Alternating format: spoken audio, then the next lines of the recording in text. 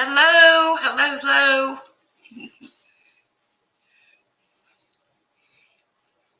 Hello, everybody.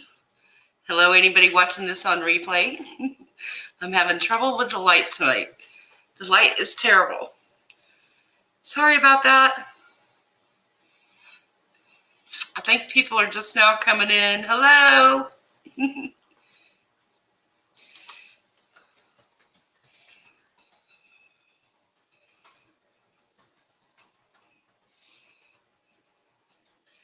Let me know if you're here and you can hear me.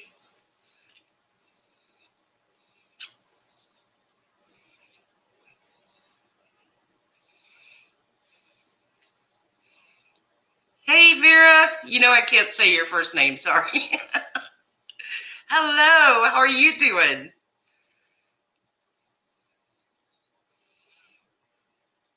Oh, we lost all the people. We had like 10 and then it said 0. I don't know what's going on. Let me know how you're doing tonight.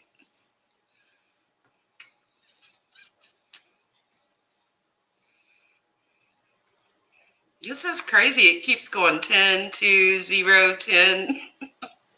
I don't know what's going on. I may have a special guest tonight.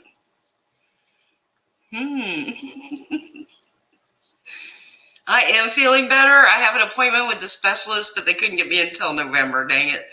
So, you know how that is with all the viruses going on. It's hard to get in with the doctor right now. So I'll be so happy when I can see him in November. Hi, I'm doing better. How are you? I've been a little under the weather and work went kind of crazy, and I was training a new person, so maybe I could have a life. And she's doing really good, so I'm really hopeful. I'm so hopeful. Hi, Bossy. Yeah, it's weird. It kept saying 10 and then 0, 2, 0. I know I miss you guys so much. This is always my stress relief, so I was like, I need to just have some fun. Have some fun. I'm hoping my special guest shows up because she's so fun. You guys will love her. I was hoping we could talk about Gabby Petito and all the other stuff that's going on. So much craziness has gone on in the last month on Twitter and YouTube. Crazy. Let me know how are you doing, Bossy? Yeah, I found it. It was kind of crazy. So then somebody opened another Facebook group for Gabby, and I went to that one. It wasn't quite so crazy. They weren't letting people just post anything they wanted because some of that stuff was just getting way out there. Way out there.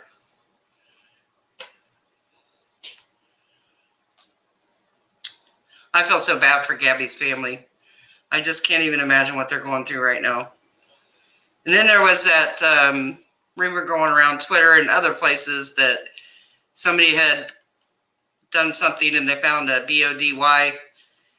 And then the police said that was false. That didn't happen. So you have to be careful what you listen to, for sure.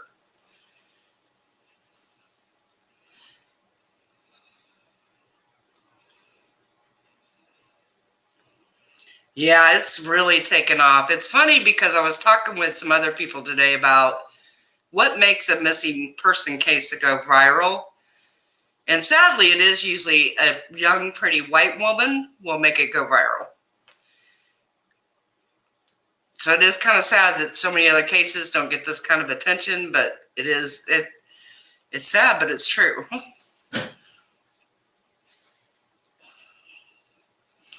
I think, too, anytime they've been on social media a lot and people go look at their social media, and then they kind of feel like they know them. So I think that contributes.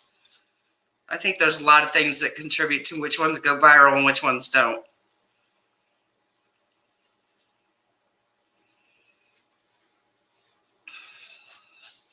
I don't think any of those are real. I don't know, Bossy. I kind of don't believe those are real. Because in there, the neighbor had that picture. I don't think that's him. I think if that was him, the police would be all over it. And you know, this, I'm always saying this to myself. When you see these really bad pictures, and like everybody and their brother has an iPhone or a great phone. So why are these pictures always so bad? I don't get it. You know, it's not 1998. Everybody's got a pretty good cell phone with a pretty good camera. I know. See, Krista, that's how I feel. And that's why when we have had local cases here where I live, I always do a video on them. And because I feel like, especially if they're males, they don't get enough attention. Males typically don't get near as much as females do.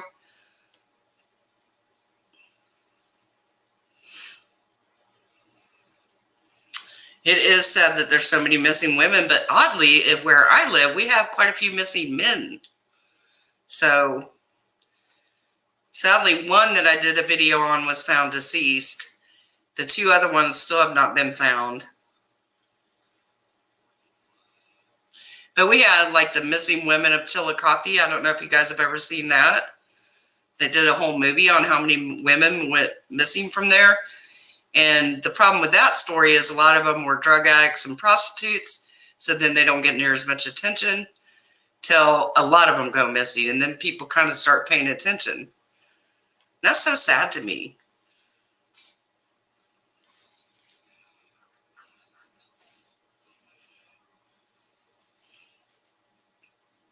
I looked right before I came on. I don't see anything new. Last night, it seemed like new things were happening every 10 minutes. Anybody is missing is sad. Absolutely. I just can't even imagine if you had a family member missing.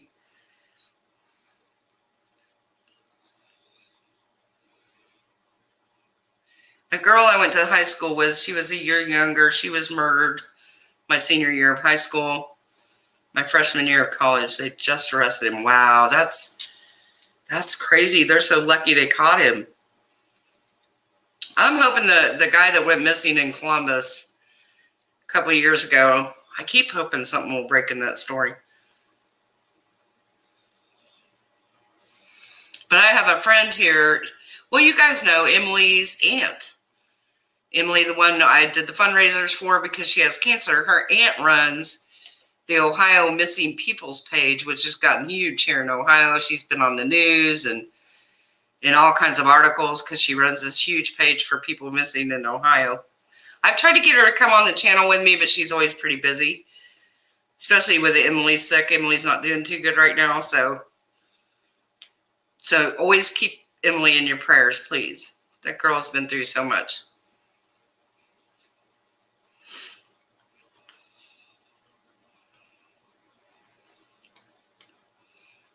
Boy, this is the smallest crowd we've had in a long time. I must have picked a bad night.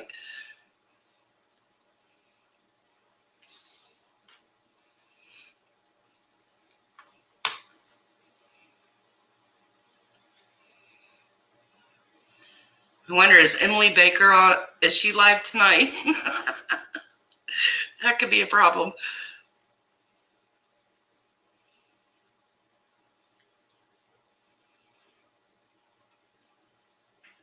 Oh, that's amazing, Bossy. That's amazing.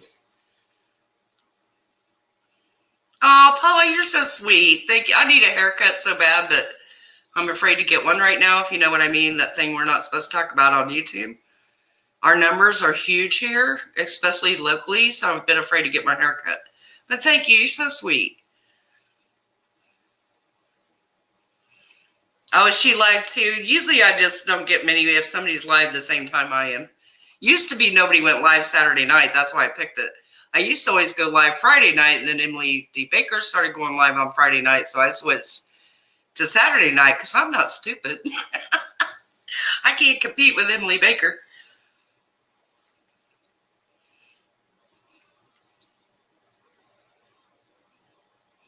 They only want to watch drama. That could be too. There's some people mad at me. I was going to go over some of that, what happened on Twitter. That was part of the reason I kind of went MIA too. I was so upset I couldn't even really talk about it. I was so upset. And that doesn't often happen. But yeah, these people on Twitter go too far. Let me tell you, way too far. People, and somebody had said to me, "Oh, well, they scared you off YouTube." I said, "Nobody scared me off anything. I was just so pissed off that I couldn't even talk about it." So, and I don't. People that have been on my channel for the year I've been around, no, I don't get like that. It takes a lot to get me there, and they got me there.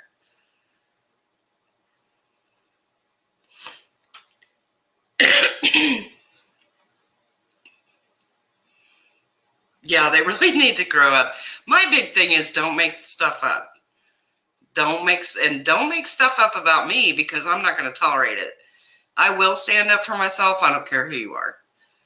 So I don't know, some of you who saw it, they started saying that, number one, they said I was critical K, which most people know is just so blatantly false. That was so stupid. But then, since that didn't work, oh, thank you, Elizabeth. You're so sweet. Hi, you got it. I know it's been a long time. I'm so glad to see you guys again. So when that rumor didn't work, because people know I'm obviously not critical K, right? And I've made videos about critical K and how much I can't stand her.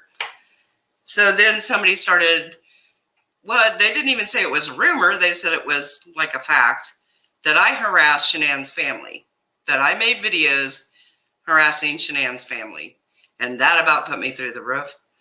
So that one, that put me over the edge a little bit, because people were believing it. I was shocked. Some of my own subs that have been around for a year were believing that I harassed Shanann's family, which would never happen in a million years. That one kind of got to me. Thank you, Christoph. I don't play into that stuff, so usually there's not much about me, because I don't play into the drama, and I don't do this YouTuber against YouTuber crap. So that one kind of, I don't know. I don't think it was even that they made this story up, that I harassed Shanann's family, which was so blatantly untrue. But what bothered me was my own subs were believing it. And I think some of them were caught off guard. They thought I was blocked. And then when they realized I saw what they were posting, suddenly they disappeared. So that was an eye-opener for me. That was a big eye-opener. So you saw some of it when they were saying I was critical K. They were telling everybody I had my channel taken away. No, it was not a joke. They were trying to make people believe it. So that's when, I don't know if you saw right after that, they said, no, but Kay Baxter was harassing Shanann's family. It was ridiculous. But like I said, that didn't bother me as much as subs that have been following me believing it. Because if you know me at all, you would know that would never be true. Never.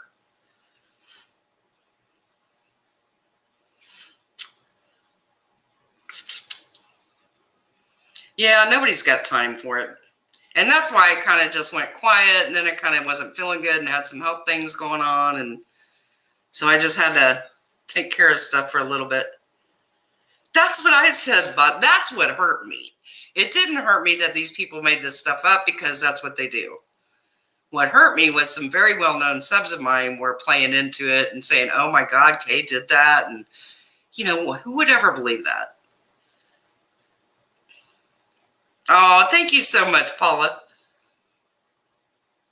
See, that's what I kept thinking, Elizabeth. I thought, if you've been my sub even for a few months, I would never do anything like that. And, I adore her family.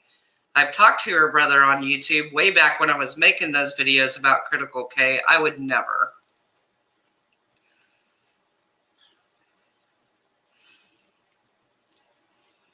Oh, thank you for that. You got it. Thank you. Oh, I am so sorry. I didn't even see. You know what they do, this group, is they bombard you all at once so that you can hardly even reply.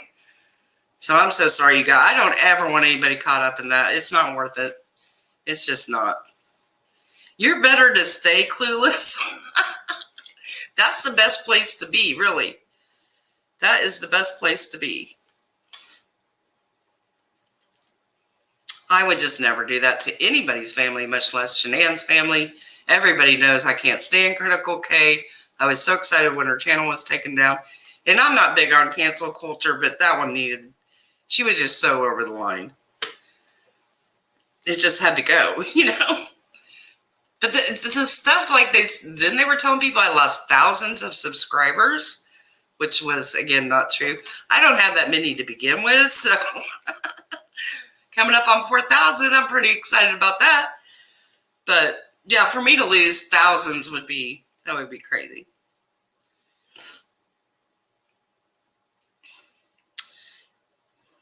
Yeah, if they would at least say things that are true about me.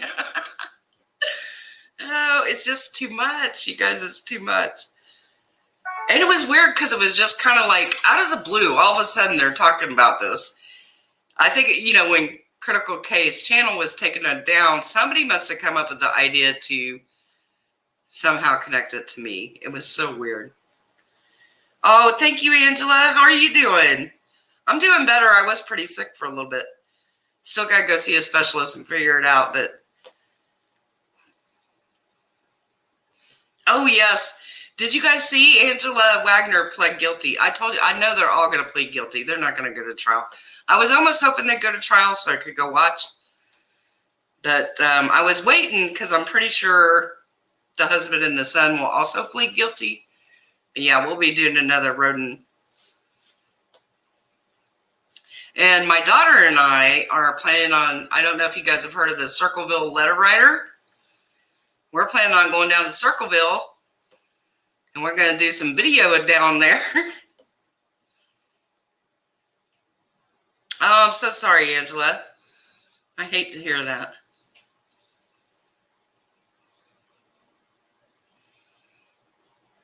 See, I try so hard not to get involved in Twitter drama because there's no winning. It's just stupid. But they sucked me in a little bit on that one because I got so upset. And I shouldn't have. But like I said, what upset me was I had subs believe in it.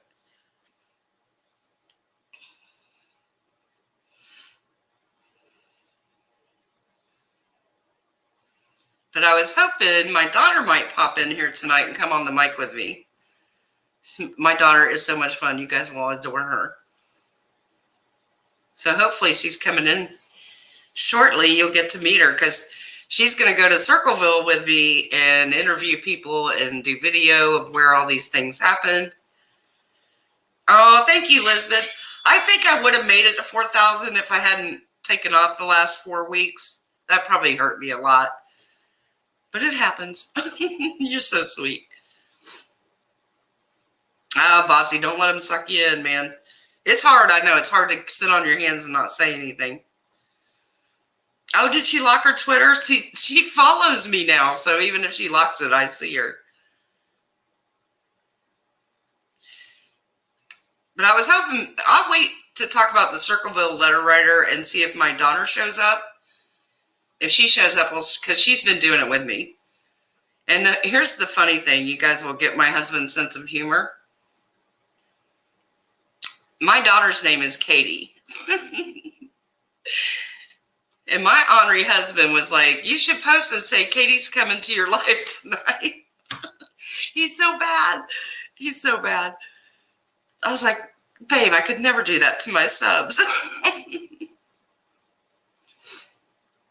Hi, Bunny. Hopefully Katie will be here. If she doesn't come in a little bit, she might have got delayed with parental duties. So I'll give you the background of Circleville. It's one of the most fascinating stories. And it's only like an hour from my house. Clickbait. That's what I told my husband. I was like, babe, I can't do that clickbait thing. He was laughing so hard. My daughter was laughing. I said, you know, for sure people would think it was Katie Joy, you know. It would kind of be funny. But I wouldn't do that to you guys. My husband's so ornery, you guys. He's ornery.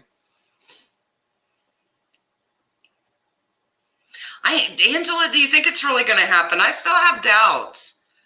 Do you think he'll really sue her? I don't know. I'm still on the fence. I don't know.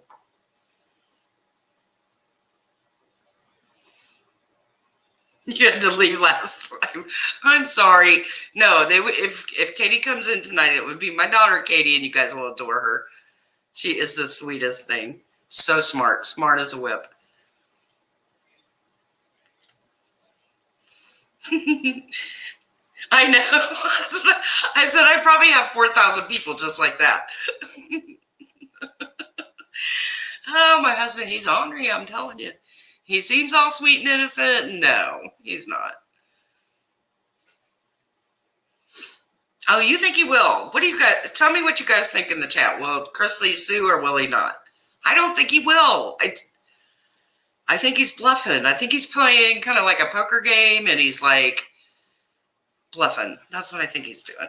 I could be wrong.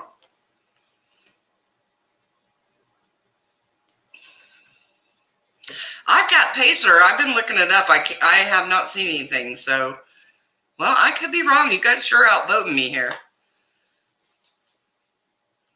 Yeah, I think he's bluffing, Bunny. Is that what you think? I think he's bluffing. I think he just wants information. I don't think he really wants to sue her for defamation. I think he wants information. Okay, popcorn. Popcorn, yay! Popcorn Fairy says he's going to sue her.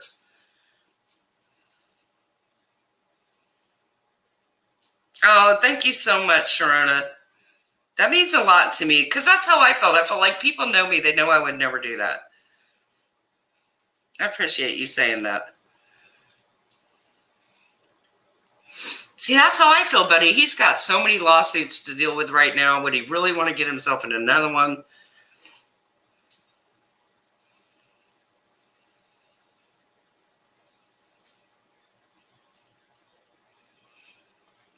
Paula says he's all talk like Katie. See, that's how I feel. Oh, are they? But do we know they really hired him? See, I don't trust anybody. Vera's like, I have no opinion. I'm not saying anything. Missed you too. I know the drama's crazy right now. But like I always say, lawsuits cost a lot of money and a lot of stress. So will he really pull the trigger and do it, or is he just trying to intimidate her because he wants that info? He wants so bad those messages between her and his daughter. I feel that's what he really wants.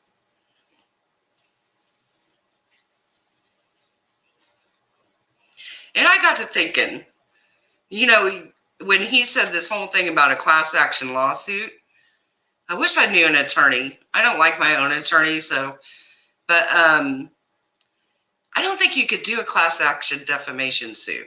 What do you guys think? I don't think that would work.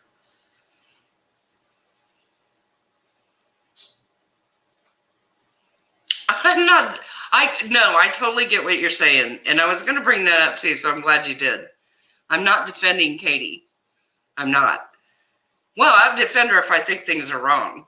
Like people go in real life with her. I will always say that's wrong, no matter who it is. But I wasn't a big Todd Chrisley fan before this ever happened. So I'm not going to pretend to be one now because he's going after Katie. That's not my style. That's not me.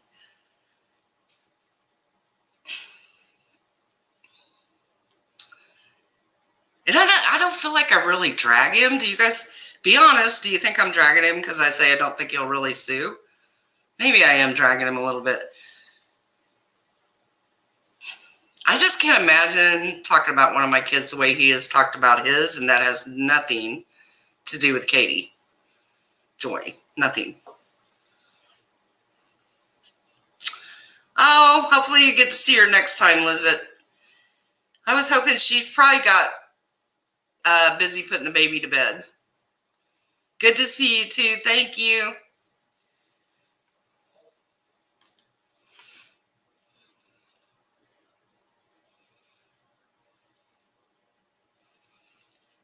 If he backed out and was bluffing, he'd look like the biggest jerk right now since he's putting it in his podcast. I agree.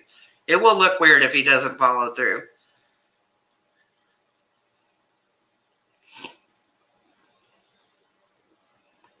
There is one out there with the 90-day peeps. Let me know what you're talking about.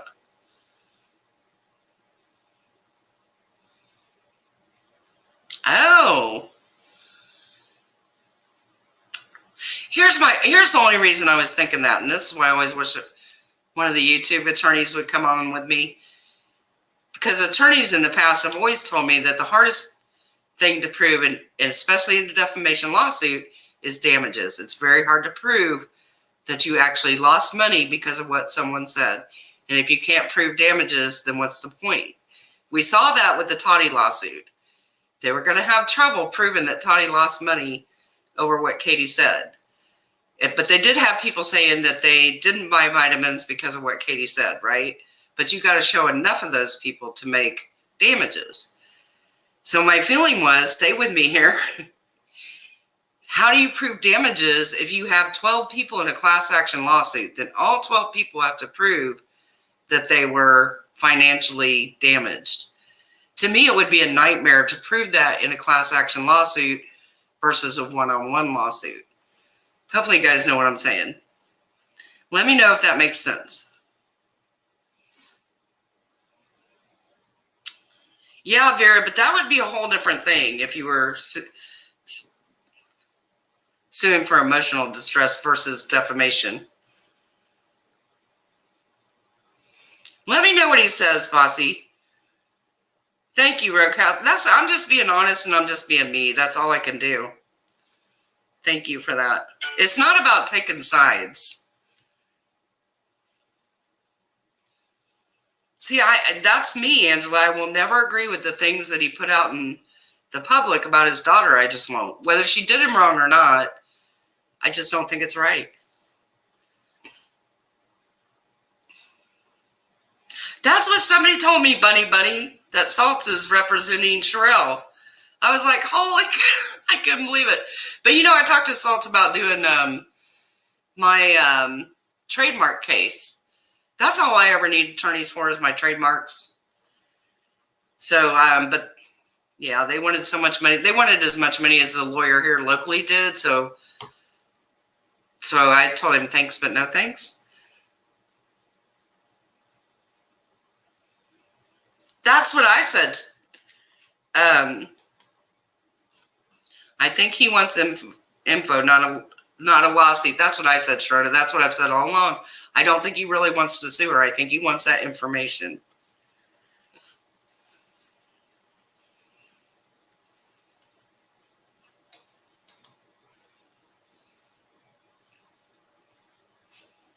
I love that you were calling me bossy. I love it. I like it. Oh, now my daughter can't find my YouTube. How can she not find my YouTube? Hang on, you guys. This is too funny. What am I going to do with her?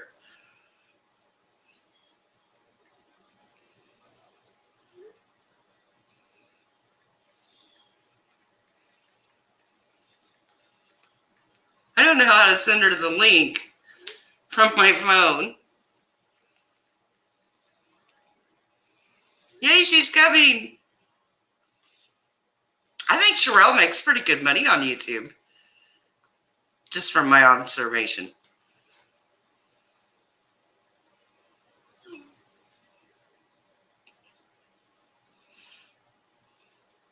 Oh, I thought the letter was ridiculous. I thought it was crazy that she sent one to Emily D. Baker. No, I did not agree with the letters she sent out at all. I haven't talked to Katie in a long time, but when I was talking with her, when all that stuff happened with Nat, I tell her, just like I tell you guys on here, because I don't know any other way to be.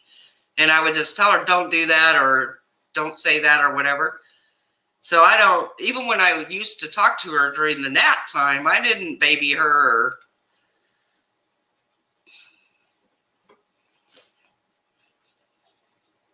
Let me see if she found it. She's so cute.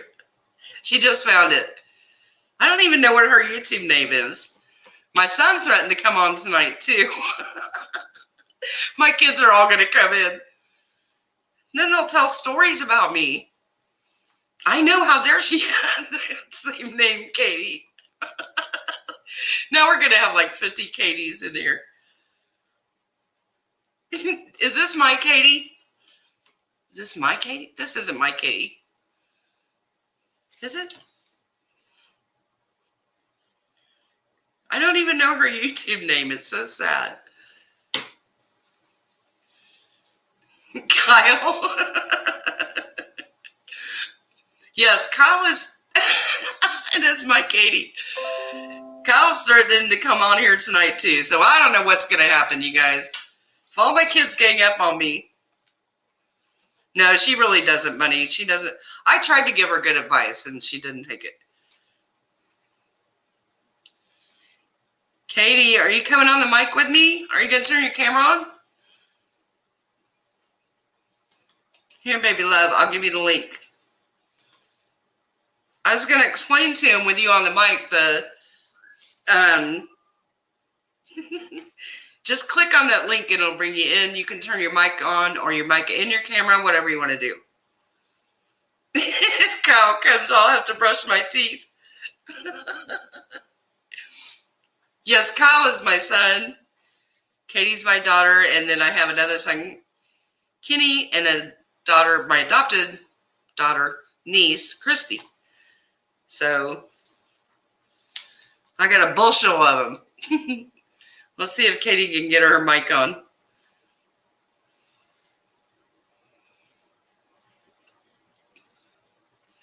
So did Uni and Nate what?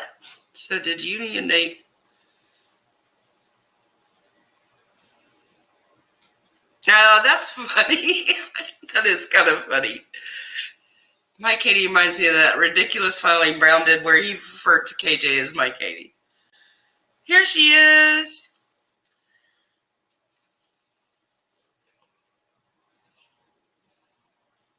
Oh, let us know, Jeff. Hi, Katie. Hi. I don't have a camera. I don't know what decade you think I'm living in, but Katie. Well, you got one on your phone. Yes. She doesn't want to turn her camera on. Oh, thank you, Bossy. I agree. Look, Jeff says, sorry, I don't know what's wrong. I live in Northport. I was at the laundry's residence last night. Katie, have you been keeping up with the Gabby story? Yeah. Let's see what Jeff... Hey, Jeff, if you want to come in on the mic, just click that link if you want to talk. Kyle Curtis, no shade. Kyle, my son.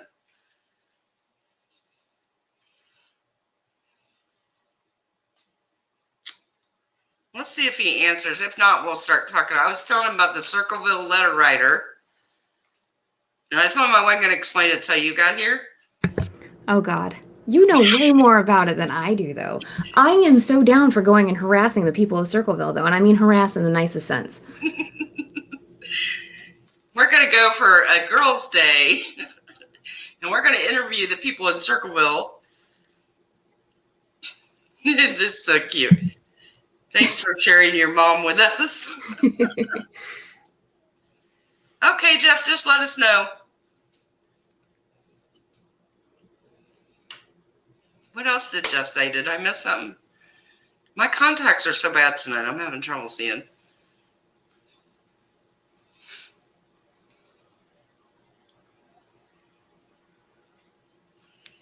I wouldn't brush my teeth for Kyle Curtis. All right, while we're waiting for Jeff, if you want to come on, just interrupt us. The Circleville letter writer, where do we start, Katie? I mean, it just starts out kind of in the middle of nowhere, right? Like, they just started getting letters. Yeah. How long ago was it, Katie? 20 years? It was in the 70s that it first started, I think. 70s. So in the 70s, these people, Circleville's a little tiny town. They're known for the Pumpkin Festival. Mm-hmm. I've gone there a lot because I had horse friends there. And all of a sudden, people in this little town started getting letters talking about people that were having affairs with each other, all the dirt on all the people in Circleville. Yeah, and like the first big one was, it was a bus driver who was accused of having an affair with the school superintendent, and they sent these letters to her house, so her husband saw them. and Yep. basically said, hey, we're watching you and your children, and you need to stop having the affair. And then later there was a letter like actually sent to her husband saying that she was in danger if she didn't stop the affair. Oh no, and there was another letter to him that said if he didn't tell the school board about it. So the letter writer tells her husband he has to go to the school board and tell them about it or they'll be in danger. And he has to stop his wife. Yes. Yes, they were true, Bossy. That's what this is what's so crazy. The letters were true. This is in Ohio, Circleville, Ohio. Circleville, Ohio. Little tiny town. You guys, it's the most convoluted, twisted story. Well, they insist that the affair actually, like the letters brought them together later. Yeah, but that's BS. The wife kept insisting she was not having an affair with the superintendent. And then after, okay, so then it's a hard story to tell. It is. It's very convoluted. They told her husband, they wrote another letter to him, and they said, if you don't stop your wife having an affair, I'm going to kill you. So one night, he's home alone with his daughter, and he gets a phone call, and he hangs up, and he's all upset, and he tells his daughter he now knows who the Circleville letter writer is, and he's going to confront them. He gets his gun, he gets in his truck, he drives like 2 miles down the street, hits a tree, dies. Dead. At least that's what we believe, or what they've told us. Supposedly happened. Yes, he's found dead several hours later with his truck in a tree, and but they know he fired his gun. Yeah, he fired his gun. And initially they called it a suspicious death, and then several weeks later they came back and said, no, it was just a drunk driving accident. He hit a tree. And his daughter insists he was not drinking. And his family says he was never a drinker. Right. The whole story, you guys would not. These letters went on for years and years. Decades. Decades. The wrong man got put in. I feel the wrong man got put in prison. Who lived in Circleville. Yes. So after he hit a tree and died, other people in Circleville started getting letters saying that the sheriff covered up the death of Ron, her husband, because he thought there was foul play at first, and then started saying, "Oh no, it was just alcohol. It was just a drunk driving incident." Then it comes out that there is an affair happening. That the Circleville letter writer is correct. And was correct the whole time. Right. And then same bus driver, Mary, and this is several years later, as she's on her bus route, she notices signs on her bus route saying horrible things about her. And her daughter. Yes. Signs accusing somebody of raping her daughter. Was it her daughter or somebody else's daughter? I think. Or was it her son raped somebody else's daughter? Something, yeah. Something but there was horrible. A bunch of signs basically marking her against her on her bus route. So she stopped to tear one of the signs down, and it turned out that the sign was actually booby trapped to have a gun go off when somebody pulled on the sign. So it was booby trapped to kill her, essentially, or at least that's what she claimed. Allegedly. Right. There is some people who said that she set up the whole booby trap to try to basically take heat off of herself. Exactly. And that's what I think. Because she took the booby trap home and played with it for like 3 hours and then took it to the police. Yeah. No, Bunny, there wasn't. And here's the thing killing me. And this, see, Dateline just did another story on this, a month ago, Katie? Yeah, they had somebody who said that they had that they had forensic evidence and they didn't have anything in the show that we didn't already know. It was just a big clickbait story. Yeah, pretty much. So my thing is, in this day and age, why didn't somebody just get the dang envelopes, get the DNA off them, and we could settle this once and for all? Right. And nobody will do it. Oh yeah, she survived, Bossy. She lived. It's the most. I'm going to make a couple videos before we go, just to give the whole story. It's so convoluted, but these letters went on for decades, and they were always correct. And they like people were moving out of Circleville because they were so afraid they were going to be next. Oh yeah, she survived and took it home, played with it for 3 hours, and then took it to the police. Well, and so the gun in the booby trap was registered to her. Was it her brother-in-law? It was Paul. Paul Yeah, was her brother-in-law. her brother-in-law. And he says the gun was stolen, but he never reported it stolen. He was asked to do handwriting samples, and they said, "Oh yeah, that totally matches." It wasn't a just standard saying, test. this is a real story. This really Right. happened. You would think that this was like some poorly written New York Times bestseller. It's not. It's just It's a real story. It's what happens in BFE. Yeah, because Circleville's just a little tiny. Yeah, they're known for pumpkin chunkin'. Yeah. Like, that's it. But yeah, so Paul ends up going to jail for the attempted murder of Mary. And during that time, so they think, oh, we got the letter writer, right? They nail him as the letter writer. They say his writing matches the letters. But while he's in jail, even though all of his stuff is being monitored, the letters continue to happen. There's no way he wrote those letters from jail. No way. No. That's what I said. I was like, why haven't they made this into a movie or at least a book? Or Right. It's a fascinating story. The guy that spent time in jail, his website's still up, and I'm going to give links when I do the video. Mm-hmm. This guy, even when he got out of jail, he was so desperate to prove that he was innocent. It breaks my heart. Yeah, and after, I mean, he spent almost, because he got out of jail in 1992. Yeah. And he spent still like the majority of the next 2 decades trying to prove his innocence, which is just not normal. Even people who are wrongly convicted drop it after a while, right? Well, he wrote to the FBI begging the FBI to open the case. Right. Now, if you're guilty, I don't think he'd be begging the FBI to do anything. No. Some of the letters were actually sent while Paul was in solitary confinement. So, I mean, of course it's... The guy that was in charge of the prison, what do you call that? The warden. Warden. He said there's absolutely no way because they put him in solitary confinement for like a year or something.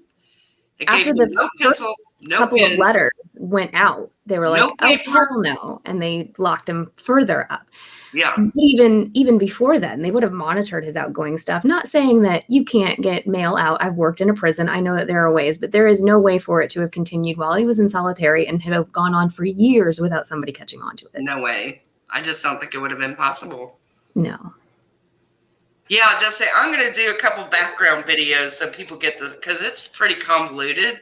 But Paul himself actually got a letter from the letter writer while he was in prison saying, "Now when are you going to believe? You're not going to get out of there. I told you 2 years ago when I set them up, they stay set up." So that's a freaky letter to have gotten as well. Well, and then years ago, no, they were about other people too. How many letters, Katie? Is there like 200? Yeah, I know there was over 200. Like over 200 letters. They're about everybody in this town. Yeah. But the ones we're talking about are the main characters because that's who went to jail and who got accused.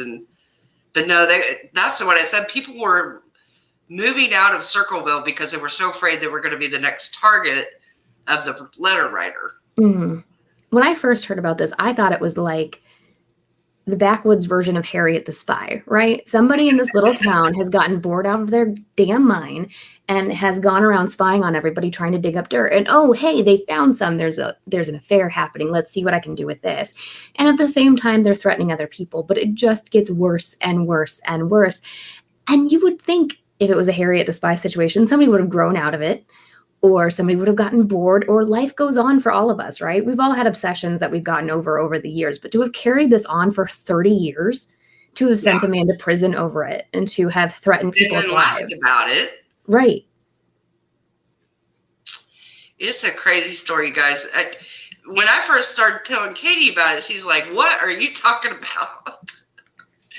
It's crazy. It gets so even the person who the medical examiner who performed the autopsy of the man who hit the truck, he was later outed in the 90s as a pedophile. He was actually charged with like 13 counts of like pornography, obscenity, indecent exposure, corruption of a minor, all of those good things. There was a letter that got sent to some network that was doing coverage on this in the 90s. Oh yeah, they told the network. And they told him to back off and to not talk to the sheriff and all of this stuff. Yeah, they wrote to the show. What show? It was was it Unsolved Mysteries? Oh, that's right. It was. Yeah. Unsolved Mysteries. So the letter writer wrote to Unsolved Mysteries and said, don't come to this town. Don't talk about the sheriff or to the sheriff. Mm-hmm. Crazy.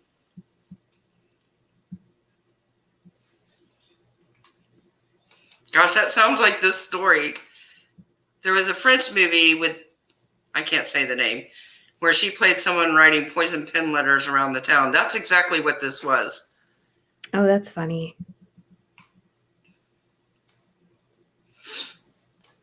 I know you guys don't like slow mode. I did it because when I don't do it, everybody gets mad. I'm kind of damned if I do and damned if I don't. If I put slow mode on, people get mad. If I don't, they get mad.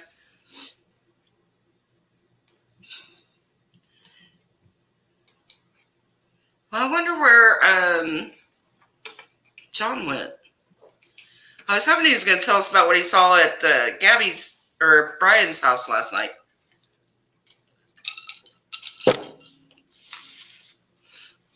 I don't know. Chat's like coming to a standstill. Doesn't she have a great voice? Once upon a time, before I had a child and had had time to murder myself, I actually narrated books. True crime, though, that would be fun. She used to do Audible books. Yeah. I know. We've been thinking about doing true crime together. Hi, Erin. How are you? Erin, meet my daughter, Katie. Hi, Erin. The good Katie. The good Katie.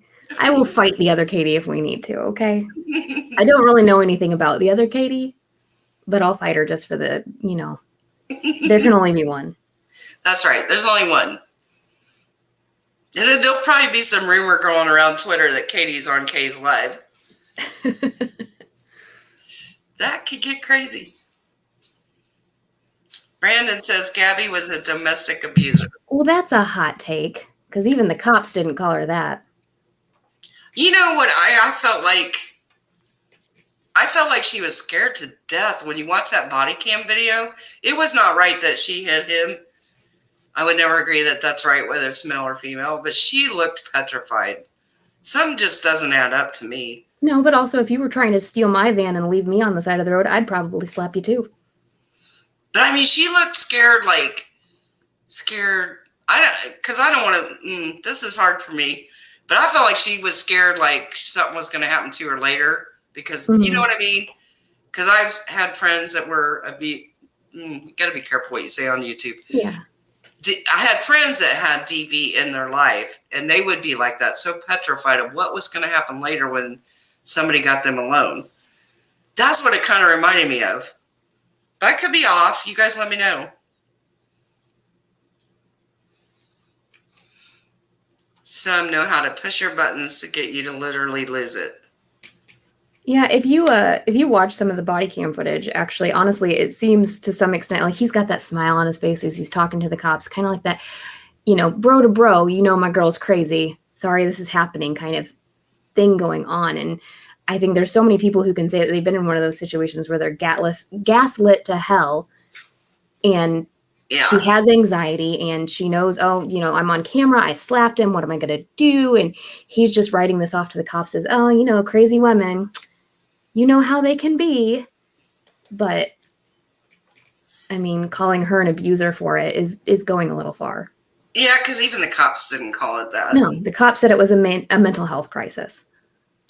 And Brandon, I'm not trying to be argumentative, but when you tell anybody, male or female, to just calm down, it always has the opposite effect. You know what I mean? Taking the keys is one thing, but he tried to drive away. Oh, I didn't know that. Yeah. Like some of the witness statements from the situation said that when the worst part of her slapping him was when he got into the driver's seat and attempted to leave her behind. That's her vehicle he's taking, which I don't think is okay in any situation. Yeah, Summer says it sounds like a toxic relationship. And I think it was made worse by being in this tiny little van for months on end. But let's play the worst of devil's advocate and say her slapping was abusive. Does that at all condone what may or may not have happened, that she's just completely evaporated off the face of the earth and he won't make a statement about it? True. Great point, Katie. I told y'all my daughter's so smart. I've been wanting to do a live with her forever. I'm so excited we finally got to do it tonight. I'm not saying it's right. I'm just saying it's too wrong. Totally I'm Brandon saying that is wrong. But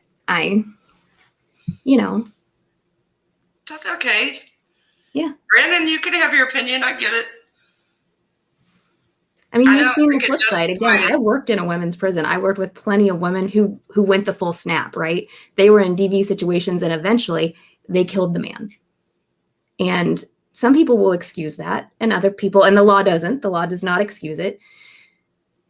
So either way here, even if she is an abuser, you can't turn around and be like, whatever he did to her was right because he got slapped a bunch. Yeah. Because ultimately, he left her somewhere. Right. I honestly think that if and when his family does talk, it's going to be to say that he left her on the side of the road and had no contact with her after that. But somebody has her phone. Her Instagram's still been following and unfollowing counts. Hey, Vera, I've seen men abused by women. I absolutely believe it. Yeah. Absolutely. Let's see. At this point, the only person who's committed a proven crime is Gabby with the DV out west. If it was a crime, then the police should have done something about it when they were there. I wish they had arrested her. She'd probably we wouldn't be where we are right now, probably, if they had. We'd at least know where she was. Yeah.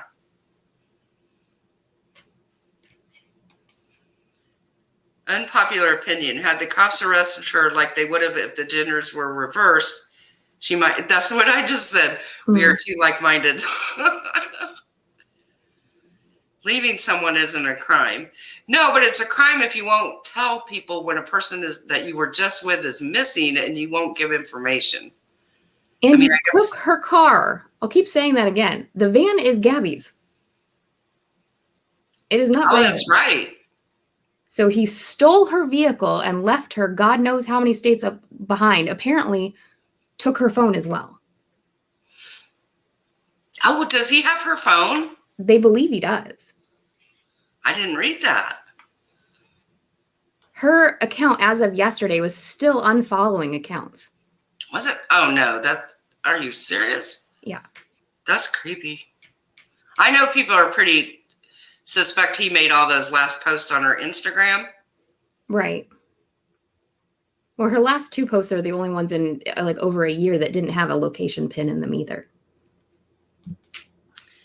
You're approaching every theory from the standpoint that Brian was the abuser and Gabby was defending herself, which we have zero evidence. No, true. Not. I mean, I meant true. We have zero evidence, but absolutely. Go ahead, Katie. Sorry. No, I don't think approaching the theory as him being the abuser at all. I mean, he could have been protecting himself, but you still don't leave somebody 5 states behind with no phone, no way to contact each other. And again, take their vehicle and then make no statement about anything.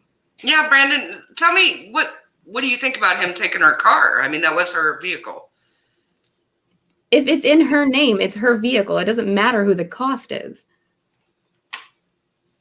Oh, Deborah, you're in Ohio too. Who won the Buckeye game?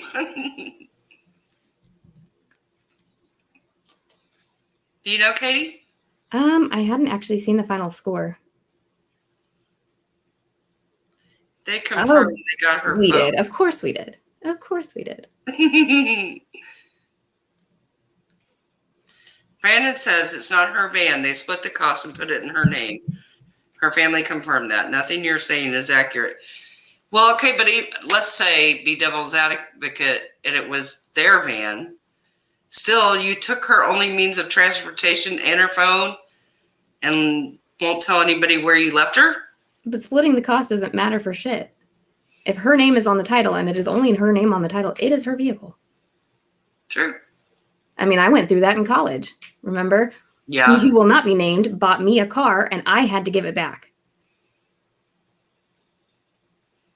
and she was petrified of being left alone. Thank you, Erin. Erin's so amazing. My girlfriend takes my car all the time. But that's not here or there. Yeah. Let's see.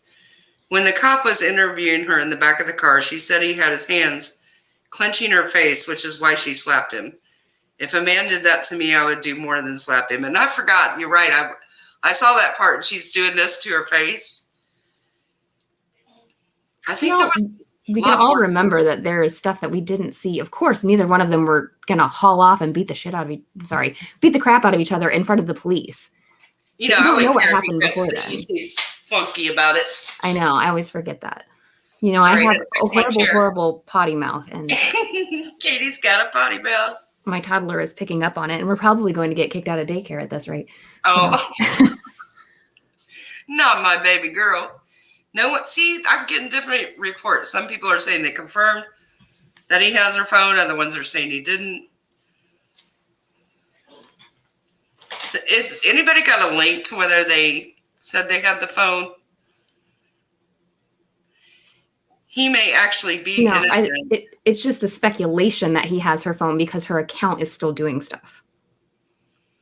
Just tell where he left her. See, that's where I'm at. Just if you're innocent, why wouldn't you just say where she was? Right. If there's no crime to be had here and all you did was leave her behind because you're proposing that this was a domestic abuse situation from her, why would you not say something?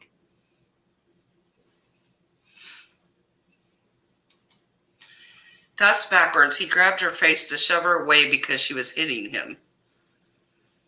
See, I thought it was the other way, but I remember seeing the pictures and she's doing this to her face to show what he did. Who is Duty Ron? I never said it was fact. I literally said it was speculation. That's what we do here, Mike. We just give our opinions.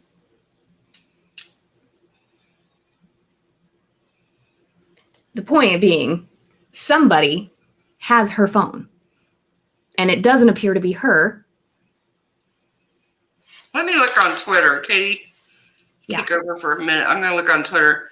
It's under Duty Ron.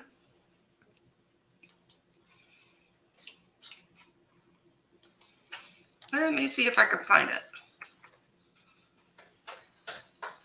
I can screen share and show it. My screen shares. I do think them reporting him as missing was interesting.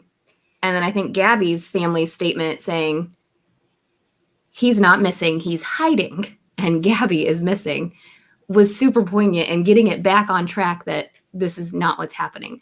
But what I did think was interesting, the sheriff says they know where he is. But then the sheriff's office is also saying that they are operating 2 missing persons cases at this point. Wait, they said he left since Tuesday. Mm-hmm. So they don't know where he is.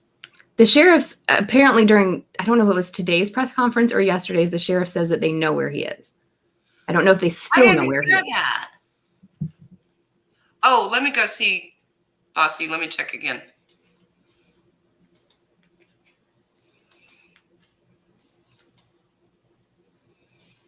Let me see if I can screenshot this.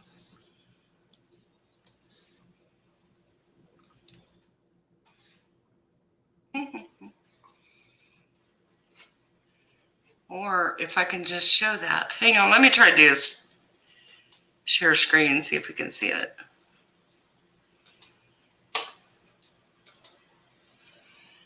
Nope. Oh, I hadn't heard that about Puerto Rico.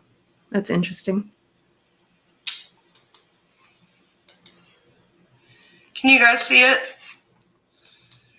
See what? Oh, there's the screenshot. Oh. See, they come out so small.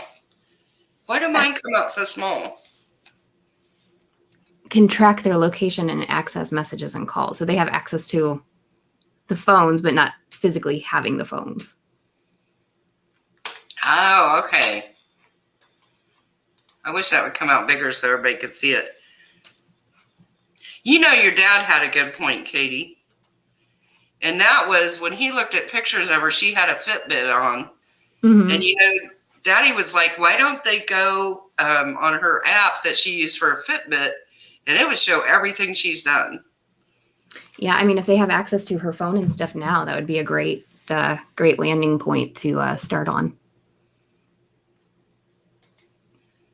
My theory is that Gabby fell to her death or killed herself, and Brian knew he would be accused and panicked.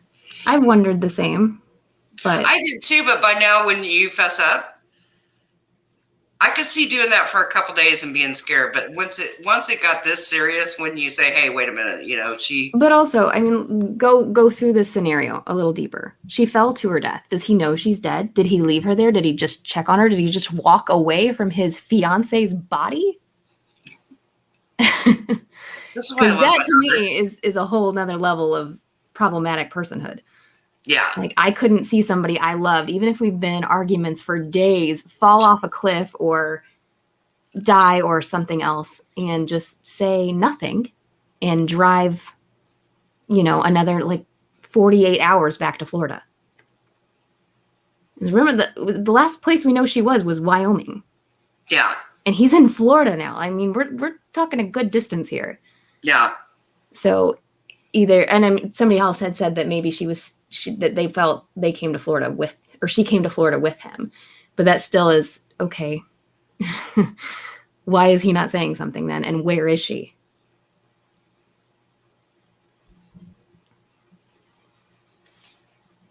Not a popular opinion. Legally, he had every right not to speak to anybody. Morally, they're not cool. True. But if you look... No, yeah, I agree with that, yeah. He had to love her at some point because he's engaged to marry her, so it just seems so weird to me. I mean, absolutely. Everybody has a Fifth Amendment right. And if you are afraid of being in trouble and you don't think your words would get you out of trouble, the smartest thing you can do is to immediately lawyer up and not talk. But this is what's going to happen when you do that. You're going to have people like me and my mom sitting here making up our own theories about what happened. I don't know what this is supposed to mean. I don't know. I don't know.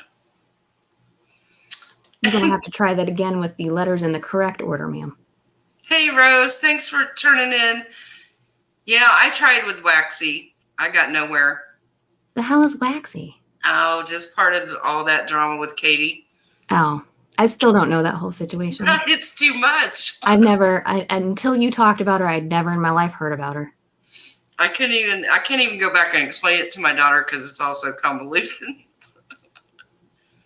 See, somebody else said, what if it's a play for social media clout? I could see that too, but again, I can't see it going this long. Yeah. No, I don't harass anybody, Rose. That's not my style. I asked Waxy to come tell her story and show what she had because that's what she said, and she's just not going to do it. Brandon, if you have such a viable theory, now this is not me, this is a question from the chat. If you have such a viable theory, then share your crystal ball with the police.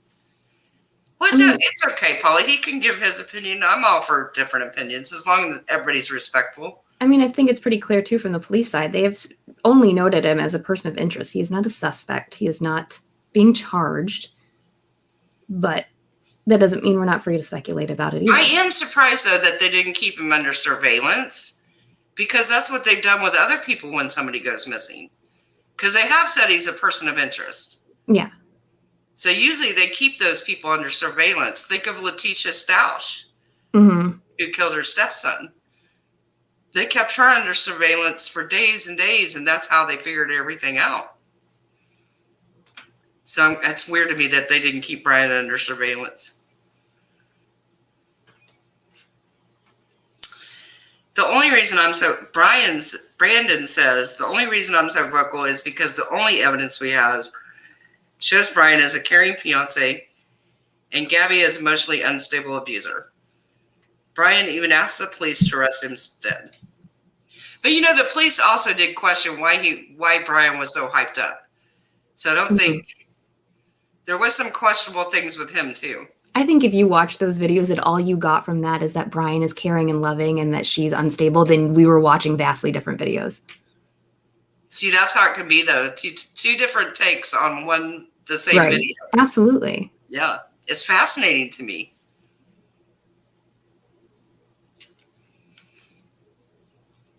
I better stay in the dark? Where's that? Vera, you better stay in the dark at Katie.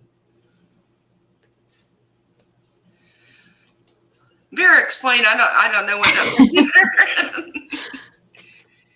Even if you're not charged. Yeah, that's what it's common to do that with a person of interest where they watch them. Yeah. If they hadn't been watching Letitia Stausch, I don't know that they would have solved Gannon's murderers, because the hope is when they keep somebody under surveillance is they're going to go back to where whatever happened. And it worked with her.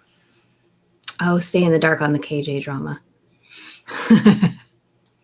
Yeah. I do enjoy not knowing that stuff. Not, She don't I let even, my mom talk to me about it, and then it goes in one ear and out the other. Yeah, Rose, we were talking about this at the beginning. I know you weren't here, sorry, but we were talking about all the them trying to make people think I was critical K. It was ridiculous.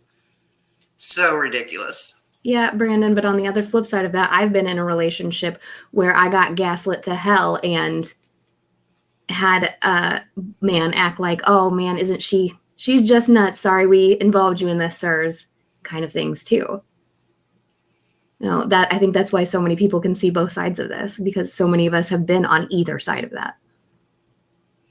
Yeah, I've seen both sides of it. I've seen men abused by women. I've seen women abused by men. Absolutely.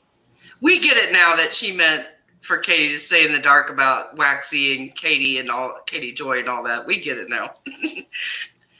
Sometimes it's hard to know. That's why I always ask people to clarify. So yeah, definitely. No, and I mean all the rest of her comments.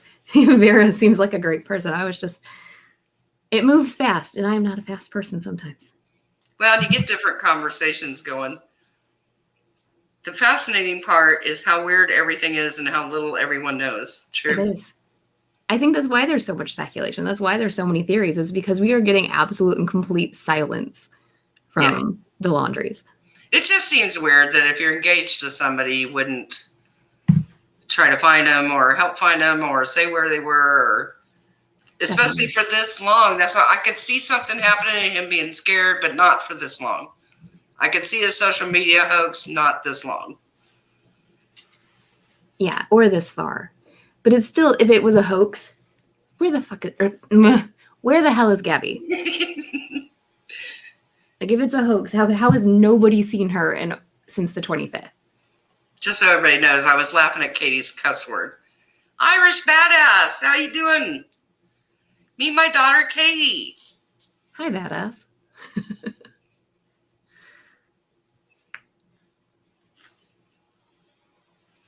Oh yeah, I've been wanting to talk about that too, Bossy.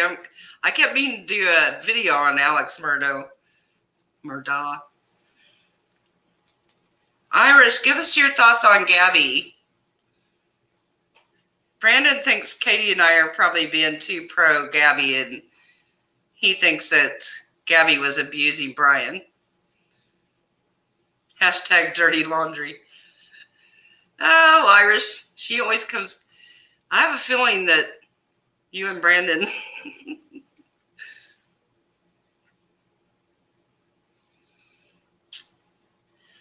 I just hate for him to have been innocent and all this hate.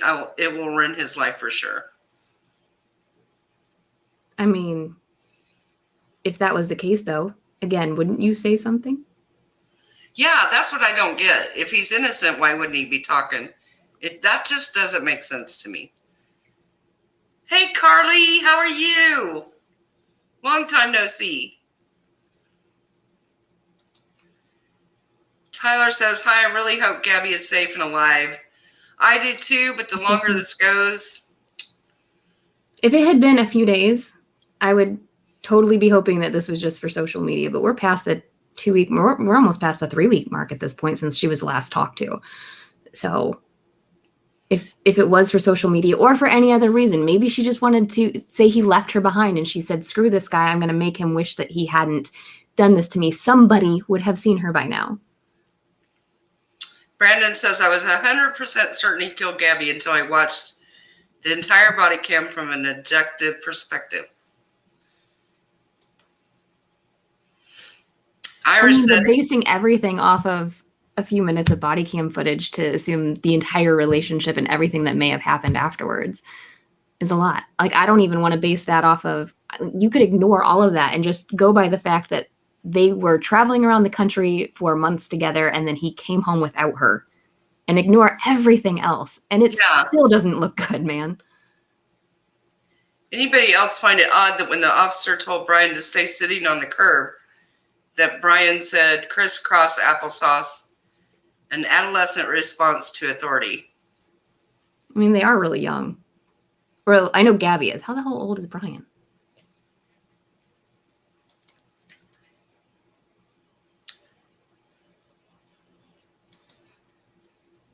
Brandon says he still couldn't easily killed her just from what I saw with my own eyes.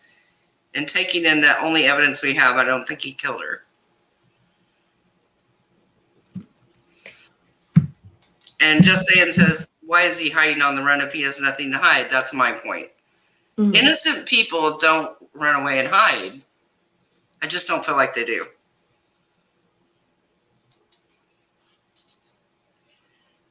Iris says, I watched that hour-long police cam footage a few times. Do you want to come on mic, Irish, or anybody that wants to, if you're respectful? 3 things could have happened. There was an accident, he killed her, or they broke up and she took off. So he went back home. I don't think, she didn't seem like the type to do that to her parents, but yeah, I don't know her personally, so I could be wrong, but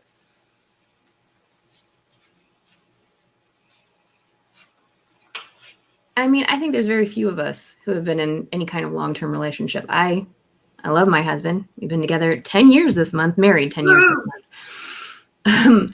But if I was in a van with him every day for several months at a time, I'd probably slap him too. He'd probably slap me at some point. Like, it's just, that's hard on any relationship, much less when you are 22 and 24 years old. Like, I can't even imagine trying to spend months at a time in a tiny van with any human being. It's not a good idea. No, it's not. But we know Gabby was close with her family, and she very abruptly just stopped all communication with them on the 25th. So, sure, like, stick it to Brian because you guys got in an argument and you guys are young and you want to be dramatic about it. But, you know. Carly said, people who have nothing to hide, hide nothing. Yeah. Sorry, Aaron. Maybe Brian did not kill her, but he is afraid to let us know because he does not know if she's alive or not. I've thought that a few times too. I would think you'd fess up by now, though. But it still doesn't answer like what's going on with her phone. Oh, that's fine, Brandon. I was just putting it out there just in case you wanted to. Sometimes people would rather type. Sometimes they'd rather talk on the mic. Totally up to you.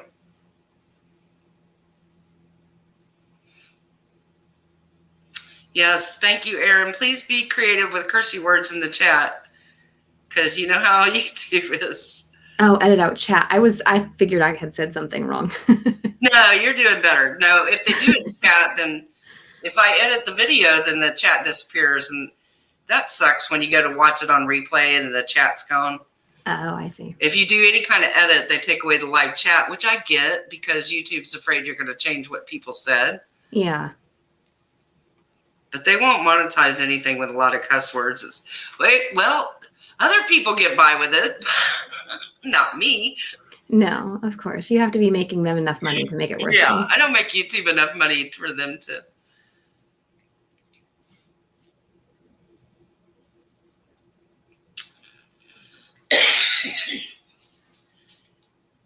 Aaron said, let's play devil's advocate. What if he is innocent? Let's go down that lane. I agree. My sticking point is just, if you loved her, even if you fell out of love, even if you guys did break up, why is nobody talking? And if nothing, if he is innocent, why is his family not talking? Believe me, if I didn't do something, let's put it that way. Say it was me and my husband, and I left him on the side of the road somewhere, and I came home to my mom and my dad, and I said, Mom and Dad, I don't know what happened to him, but I'm scared. I might not say anything because anything I say can and will be held against me, et cetera, et cetera. But my parents could talk to the police. My parents can make a statement and say, he did nothing wrong. That the entire family is clamming up here doesn't indicate great things to me. It doesn't to me either. That's what gives me a bad feeling. Do you guys want me to take slow mode off? We don't have hardly any in here, so let me see if I can go take it off. Let me see if I can remember. I never know, because sometimes when somebody shows up in chat, it goes crazy, and then everybody's screaming at me to turn slow mode on. See, I always have trouble redoing it once we're live. Let me try again. Y'all talk amongst yourselves while I try to fix this. I agree with Colleen that if she was alive and if she needed something, she would have gone for help. But your average 22-year-old doesn't have the means to just disappear from the grid for 3 straight weeks. If she was at a motel, a hotel, anywhere else, somebody would have seen her by now.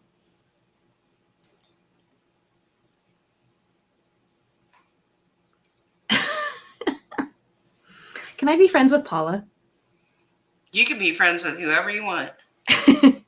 I'm just trying to figure out how to make slow mode go away. I think there's some. What is slow mode? Where they can only talk and chat every 30 seconds. Oh. I didn't even put it on 60. I only put it on 30. But you're supposed to be able to change it while you're live, and I never can change it while I'm live. That's why I have to do it before we even come on here. Oh, this makes me crazy. I'm still looking.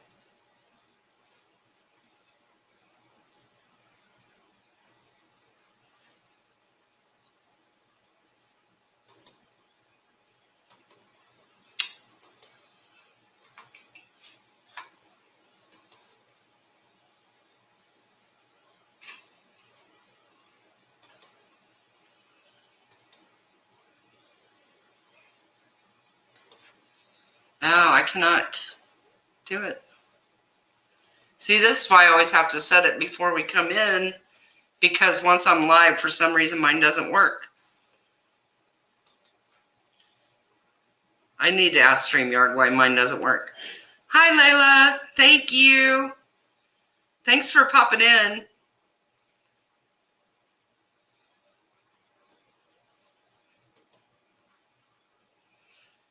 That's a bad take, Paula. I worked for a local PD for 2 years, and I still get a little nervous when I'm pulled over. Nobody likes getting in trouble. Brian and Gabby are hippie stoners, extra paranoid. Hippie stoners? Bro, this isn't 1985. They're kids.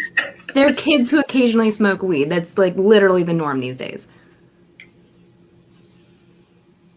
Yes, Aaron, you are welcome. Let me get the link again.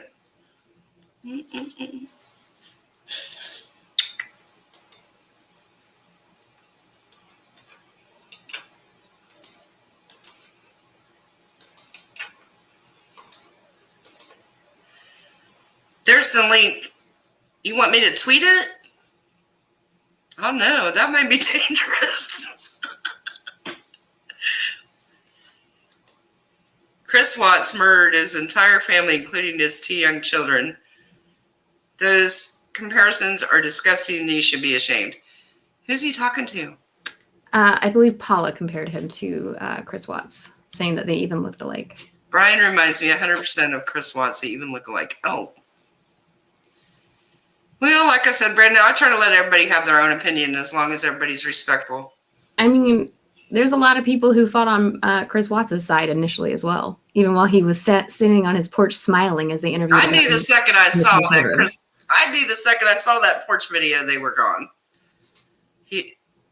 But anyway. He grew marijuana and posted pictures of mushrooms. They were very hippie stoners. Laugh out loud.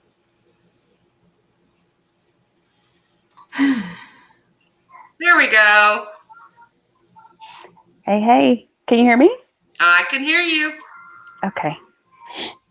I don't feel very good, so my voice is very, been very congested. We've got allergies going on here. So. Oh, I'm sorry. No, it's okay. I just, it's hard to text all of that. I just, with saying the devil's advocate thing, like, I just wonder if they both were, I mean, obviously they weren't good for each other, I don't think. It seems toxic. Right. And I said from the beginning, like, this is just my take, that I think maybe they got out there in the desert, got into some solitude. You know, when you're by yourself and you're out there left to think on your own, you know, you get some mind altering things, maybe drugs, or maybe just the fact that you're out there in nature and you're left to your own thoughts and that you can dive very deeply sometimes. I just wonder if that wasn't the case. Does that make sense? You mean like they were so isolated and... Yeah, I mean, I think so. Like, I don't know that they were doing drugs, but you just never know. I know that I watched the movie on Netflix. What was it called? It was based on a true story. It's not The Van Life. What do you call it? Where they live. I'll have to look it up on Netflix. But I watched that movie and I started watching it and I couldn't finish it because it got so depressing. Like, it takes you so deep into your mind. Like, people start analyzing their life, and it just, I don't know how to explain it. I'm sorry. No, you're fine. You're fine. I wish I knew what Vagabond? No, maybe not Vagabond. I'll think of it, but it was on Netflix and I watched it maybe 3 or 4 months ago, and it just, some of the people, like, this woman was homeless or had lost her job, and, you know, people die in their vans because they don't have heat, and they die of cancer, and they're out there alone, and it's a path that they choose. I mean, some of their stories were beautiful, but it's just, I don't know. I think that when you're out there alone and all you have are your thoughts and limited things, I mean, it's great. I would said in the chat, I would want to do it. But I think there's a lot of stress in being in a small environment with somebody for that many months. I was thinking today, do you guys remember that really religious mom that killed her children? And that was after her and her husband and all those kids lived in a converted school bus for like years. And I think it so damaged her. And do you guys, what was her name? Does anybody know what I'm talking about? Let me look at it. It was the mom. She drowned like 5 of her kids in the bathtub. They were very religious. Do you guys remember that story? Anybody? Was that Yates?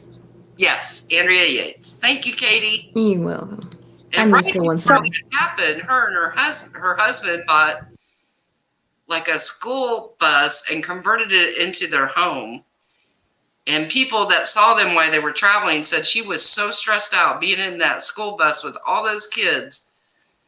And then, so I think it's a very stressful experience. I would never recommend even a young couple go in a tiny van like that for months and months. That's stress. I watched a homesteading channel where they converted a bus into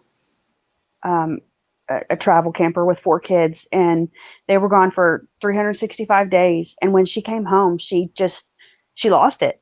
Yeah. She came out later and she said it was horrible. She said, I can't tell you how many times I almost lost my mind.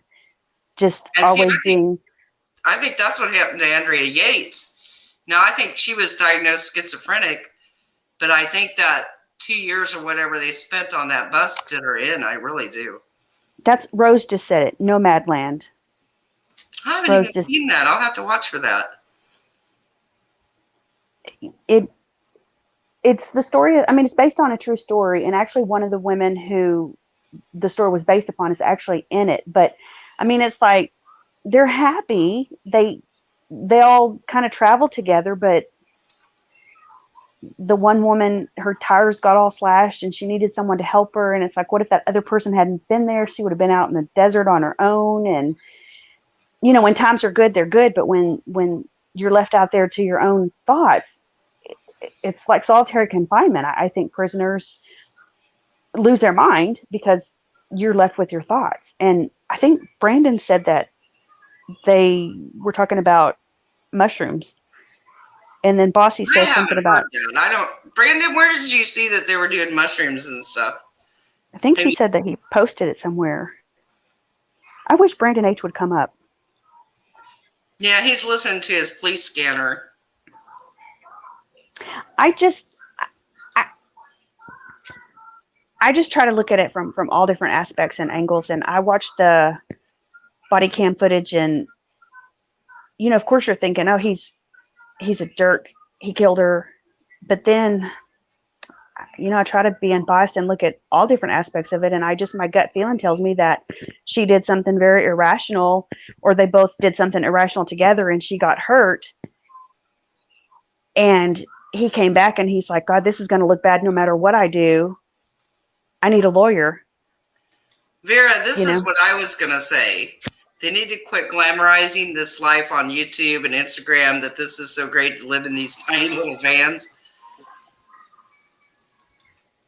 They make it seem like this. And, you know, somebody had posted, and I thought this was so telling. They posted her picture of her tiny little van on Instagram versus what the police found. And it sure wasn't a cute little van when the police found it. It was chaos and dirty and unorganized, and it was just a mess. Was that their van? Yeah. Oh, see, and she said she had OCD. Oh, it was a mess. Have you seen the pictures? They're in the video. You can see the pictures of the back of the van. It's a mess. Oh, see, she claimed she had OCD, and he was mad at her. Well, I guess this is what I took from it, while they were driving, and that's why the fight started. But I think the fight started before they even got in the car. Well, remember, we don't know when the last time she was in that van was, so. Yeah. But the body cam footage shows that the back of the van was a mess? Yeah. She probably felt like she was losing control. If you have OCD and you can't clean anything up. Yeah, but again, we don't know how long it had been since she'd been in the van, you know. We don't know if Brian did that or if it was like that the last time he saw her. There's no way to know. But it didn't look glamorous, I'll tell you that. Yeah, and I mean, she said she had anxiety, among other things. And he agreed with that as well. So, I mean, just imagine, and the cops portrayed this whole thing, their stop with them, as a mental health crisis. So I don't know. I feel like if you were engaged to somebody and you knew that they had mental health struggles, whether it is anxiety or something more, you know, that hopefully dig into that and make it worse. Shade, I think, says that Nomadland won the Oscar for Best Picture. Did you watch the end of it? And what did you think of it?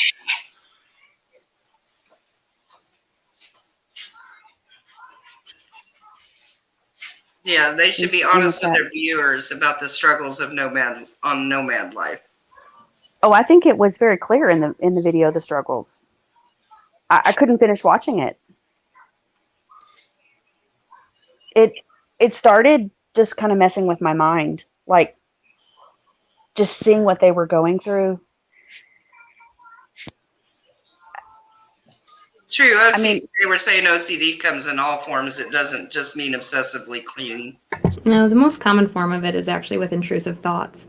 So if she had anything like that, if she was actually, I mean, there's so many people who say I have OCD and they mean it in reference to wanting to be organized and cleanly. So was she saying, I don't know if when she mentioned having OCD, if she meant it in like the slang or if she meant like an actual diagnosis of it.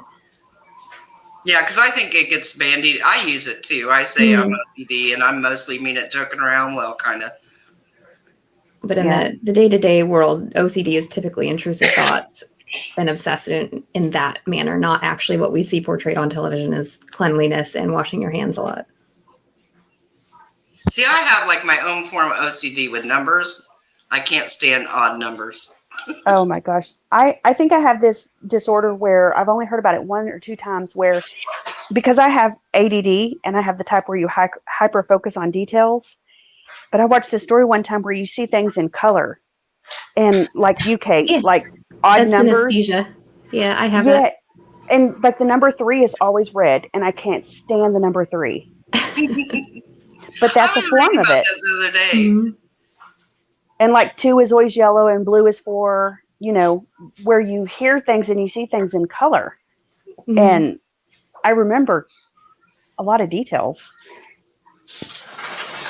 But I don't know. I feel bad for both of them. I feel bad that he's being accused of things and having people show up and chant at his house and stay at his parents' house. And I'm not saying that the guy, I think he's a jerk for not saying what happened. You know what I mean? But I think when you try to look at all the aspects of it, I think that he is suffering with mental health issues as well.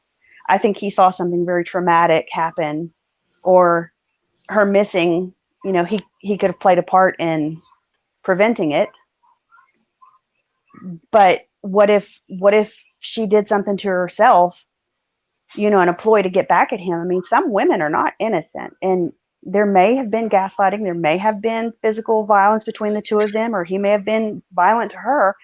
I'm not in defense of either one of them. I'm just saying, I just feel bad if these people want this guy to, off himself, and he's actually didn't do anything. Like, he didn't. I mean, I think I feel like I could be the same way. Like, if I were in that situation, if something happened and I was in a position to prevent it, or I had caused it. I think the problem, though, is it goes against everything the average person would do if somebody they loved went missing. You know what I'm saying?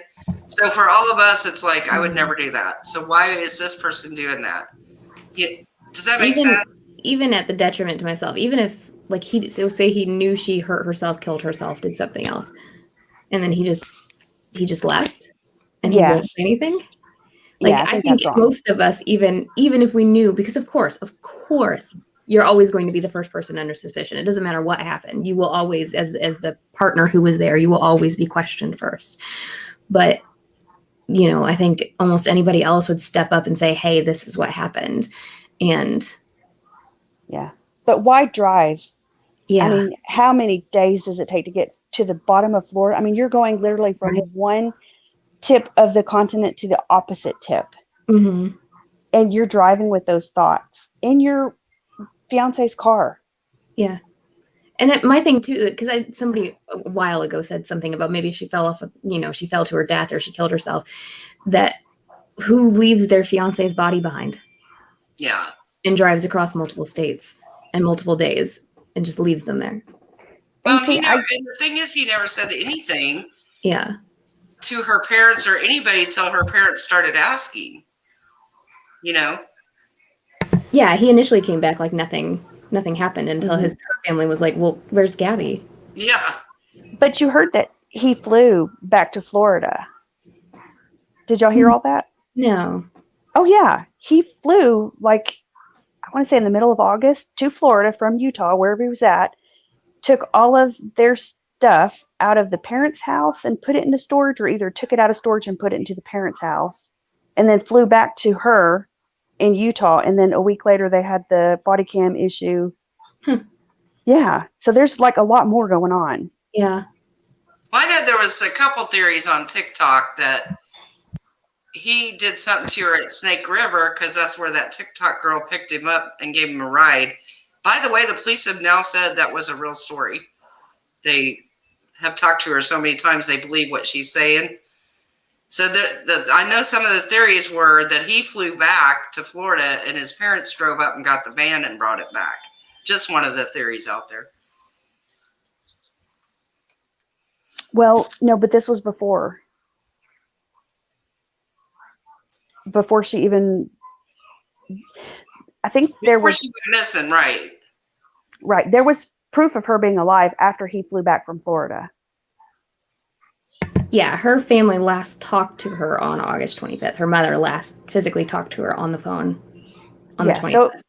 So, well, but they have a picture of them in Snake River that some random stranger took a picture of them, and I guess they verified that it was them. So they have her as alive on the 26th now. That this couple verified that they did see them at Snake River. But I'm not exact. See, the TikTok girl said he told them they were camping at Snake River. She picked him up on the 29th. So likely whatever happened between the 26th and the 29th. Yeah, that's what I'm thinking. Because if he said he'd been camping by himself for a couple of days, then... Yeah. Of course, she said he didn't really look like he had been, though. And she said all he had was a tarp. He didn't have a tent. He didn't have a sleeping bag. I don't know. Such a fish. That's what's so weird. Okay. Q Vera has it on there when he flew back to Florida. So just a couple of days before the last time she was heard from. Mm-hmm. But I think someone in the chat is saying that the car was his. The car was registered. I've heard it formally stated that the car was hers. It's in her name. It is that he is licensed for the insurance to be a driver for it. So I'm not sure. Someone in the chat is saying it was his car. It was his car. Well, Mike's trying to compare it to his girlfriend taking his car to do whatever on a daily basis. And I think there is a very big difference just in principle and in criminal law against me taking somebody's car to run errands with their permission versus me leaving them on the side of the road and taking their vehicle and leaving. I agree. There's a big difference. Huge. Huge difference. Yeah, and the police can't state that it's a stolen car because the car was registered to her. So if it were, And even when it comes to insurance issues and stuff like that, my mom can insure me for her car, but if I take her vehicle that's in her name and her name only and I leave with it, my mama can report me for stealing her vehicle. Right. Like, the insurance really doesn't come into play here. Right. Mikey Chin says legally it would have to be reported stolen by the owner, which that's why they can't get him for taking a stolen car because she can't report it. Because she's not here to do that. Yeah. The base of it here, legality or not, we're discussing more, is it right? And it's not right. But I don't understand. Bossy22 is asking, but why not have the car in both of their names then? Well, I think that's kind of a moot point. Yeah, it doesn't matter. It doesn't really make any difference in this case. It doesn't do anything. It is weird. You would think they would have put it in both their names, but of course we don't know. Maybe she paid in more on the car than he did, or maybe he gifted his half to her. There's no way to know. Yeah. I feel bad for the parents, but the sister didn't really say anything on Good Morning America. She said she hasn't talked to him. I think there's just some weird dynamics to this whole family of his and the way that they handle things. I think that says a lot. Yeah, I think it's interesting that it's only his sister that has come forward and talked. And her whole facial expression during that thing just said a lot more to me than any of what her words were saying. What did it say? She just came forward and she just said that, all she would say is that she really hopes that they find Gabby. Well, but she's just stonewalled the whole time and just dead in the eyes and just slack-faced almost. And what said more to me was when she said, my kids loved her, or my kids love her. She's like a sister. And I was like, why would you say that of all things? Like, my kids love her. Okay, well, do you love her? Do your parents love her? Does your brother love her? Like, your kids love her. Okay, we get that. Maybe she wanted to be careful what she said, but to me, that was like very odd. That why wasn't the plea of, please, if anybody sees her, or if you know anything, or, there was nothing. It was kind of like zero affect, like she was just blank, like you said, just blank stare. It's like, See, Paula's saying it was a car her parents bought for her, but somebody else said they went in halvesies on it. So, I don't know. I heard that they had a Prius or some little car that wasn't big enough, and she traded it in and used the money for that and bought this one. That's what I heard. Mike says source. I don't know. Is there a source that says they owned it equally? It seems odd, though, like I said, if they owned it equally, that it was only in her name. Yeah, I mean, I'm not here to, if I remembered where it was, obviously I would say it. I don't have a source. I'm not here trying to argue one point or just one way or the other. I just am here just thinking, Yeah, that's from fine. all aspects. No worries. Yeah. I don't see anybody posting sources. Yeah. If anybody wants to, though, that's fine. I think just people we just like to give opinions and chat about stuff.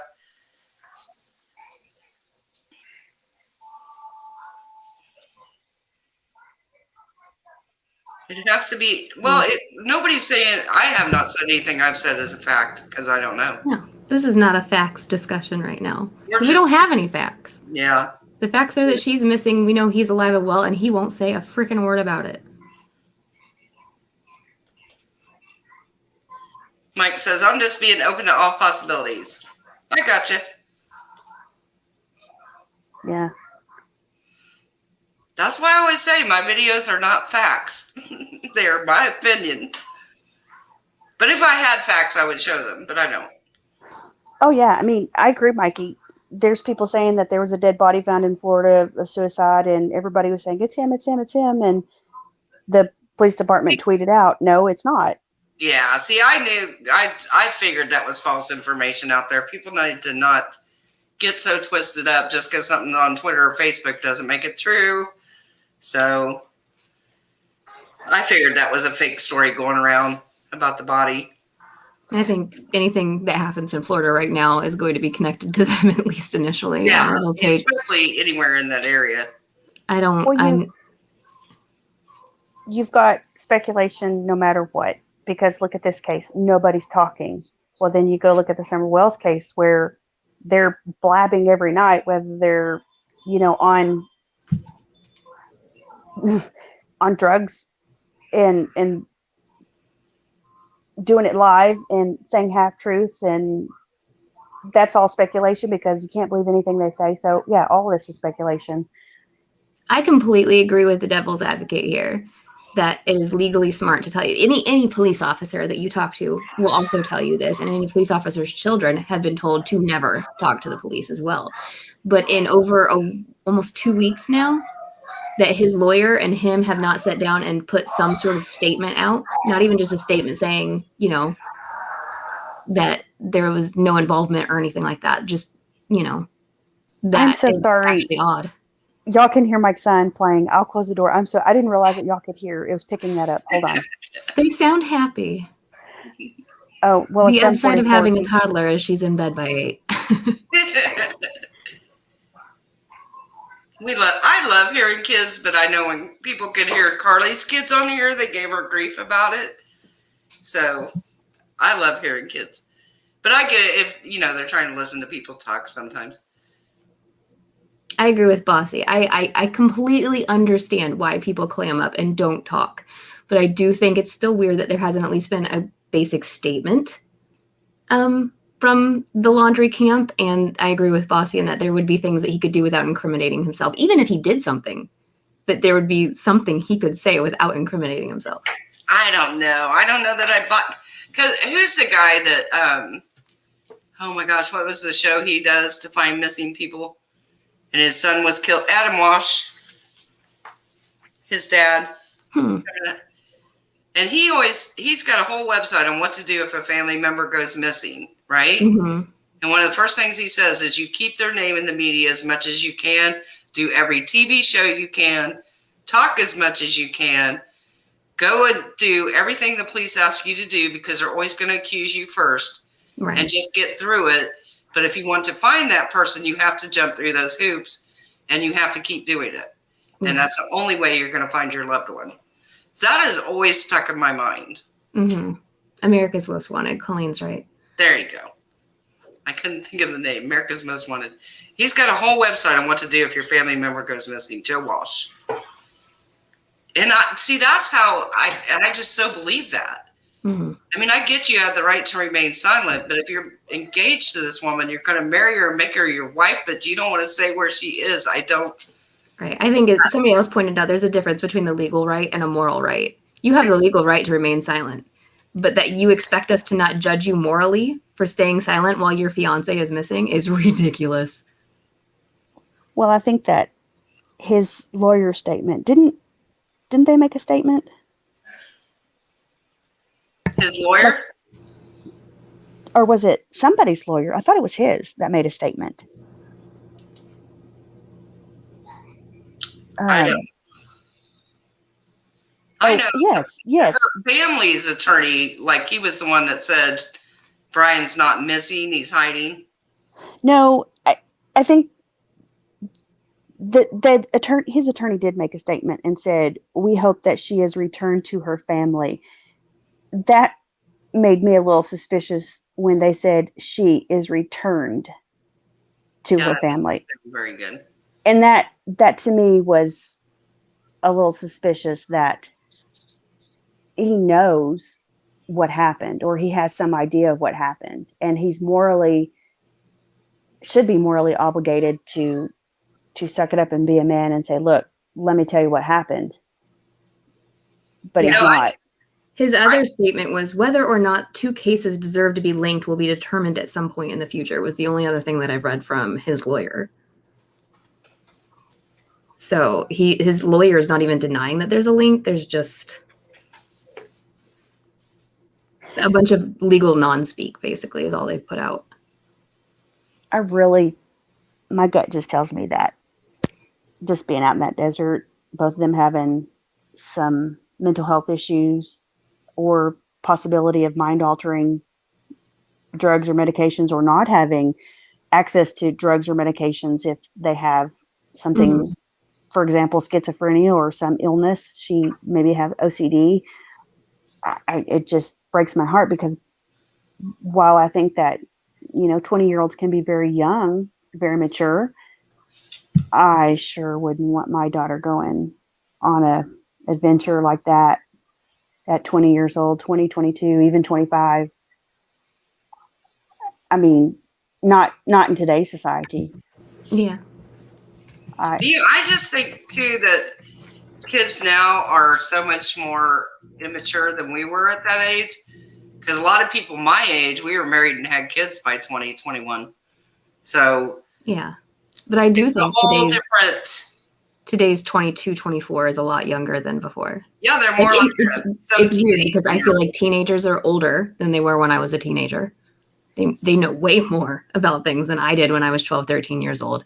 But at the same time, 20-year-olds, they're not, the standard is not to be living on their own and stuff like that anymore, it seems. No. And I mean, those are conditions that are very, not for the faint of heart. I mean, you don't just go out and live in the desert. I mean, I get, she was from New York City. She probably grew up in the environment where she had to be tough, maybe moving out young. But I just don't think that kids today have as much common sense. No. I mean, you can't. But they don't have the street smarts, I think, that my generation had. No. I'm telling you. I was like 18 going on 30, so. But it was a different world, so. Somebody said, was she still living at home prior to the road trip? Welcome back, Irish. I think she was living in Florida at Brian's parents' house before they went on this last road trip. See, that's me, Colleen. I was married, had kids, had a mortgage, had a car payment. That's the truth. Well, I mean, in your defense, I was present at that marriage. Katie's going to give away all my secrets. I was in the front damn row. I had a very pretty dress on as a 6-month-old. Yes, you did. So she got to go to her mom and dad's wedding. And it's probably a good thing I was young, because now when I hear the stories about my aunt showing up to that wedding in the same damn dress that my mom was wearing for the wedding, I would like to crack her skull now. And it has been 37 years now. So That's the best story ever, though. I'm sure it is now. I bet at the time, though. It was not good at the time, let me tell you. The drama. Hey, Irish, do you want to come up on the mic now that you're back? I'll put the link in again. I was 25, had a mortgage, 2 cars, single, and working 70 hours a week with pediatric patients, like dying kids. So, yeah, I don't think at 20 your mind is fully developed to handle and cope with that. Not Well, saying that especially there, when you've got other mental health stuff going on. yeah. But she was adventurous. I mean, that's what people have said, and I was the youngest of many children, and I was the adventurous one. And I used to be 20 years old and go out in my little Subaru driving out in the country roads in West Texas, taking pictures of sunsets and windmills. And would I do that today or let my daughter do that? No. Right. It'd be the first serial killer she'd drive across, and he'd be there waiting for her. Yeah. Hey, Irish, I put the link in there for you if you want to come up on the panel. I do agree with Mike. I do agree that we're unlikely to see charges or anything unless they find something with the phones or unless they found a body or Gabby, that there's not much that can happen at this point. I'm telling you, your dad was right, though. Those Fitbits have so much information. Now that they're saying that they have access to their phones, I think that there will be a lot more information coming forth. But whether it actually turns up enough to charge, say even if he murdered her and stuff like that, if they can't find her body and they can't find any evidence to show that that happened, there's not a whole lot they can do right now. Hey, Irish, are you in? I am. Oh, she says soft-spoken tonight. So cute. I'm so relaxed. I had me a Epsom salt lavender bath, and all I need is a tall glass of wine. Hot guy. You know all I have is a glass of tea. Well, yeah, there's a lot of tea going on, isn't there? Yes, there is. So yeah, this is so upsetting. Yes, it is. What are your thoughts? What do you feel? I've been pretty active on Twitter, going back and forth with a lot of people, with the Gabby hashtag and the other hashtags. There's a lot of people that are, trying to follow this, and you don't come home from a trip 2 months early in somebody else's van and lawyer up if nothing happened. I'm sorry. See, that's how I feel. Yeah, it's her van. It's not his van. It's her van. So, where's the owner of the van? Yeah. And why would you take their transportation? Right. And she called her parents from the back of the police car, and she called her parents, I guess, after the incident. But to say that, now she would just cut off contact with her parents makes no sense. To say that she had sent a text that said, "I have no service," makes no sense. How did the text go through? Yeah, most people don't think she sent that text. I don't believe she did either. I believe that, whatever her last FaceTime call was her mother. There's a map out there that people are like the timeline of events and whatnot. I think something happened shortly after that last FaceTime with her parents. And, that TikToker who said that she and her boyfriend had picked him up. Yeah. And that what was weird is she said, he asked to go to Jackson. And they said, "Oh, yeah, we're going there." And then he offered him $200 to drive him 10 miles. That's kind of like red flag, too. Yeah. But then it seems like as they got closer to wherever, he freaked out and said he had to get out. He had to get out. He had to get out. Yeah. And maybe he thought Jackson, Mississippi.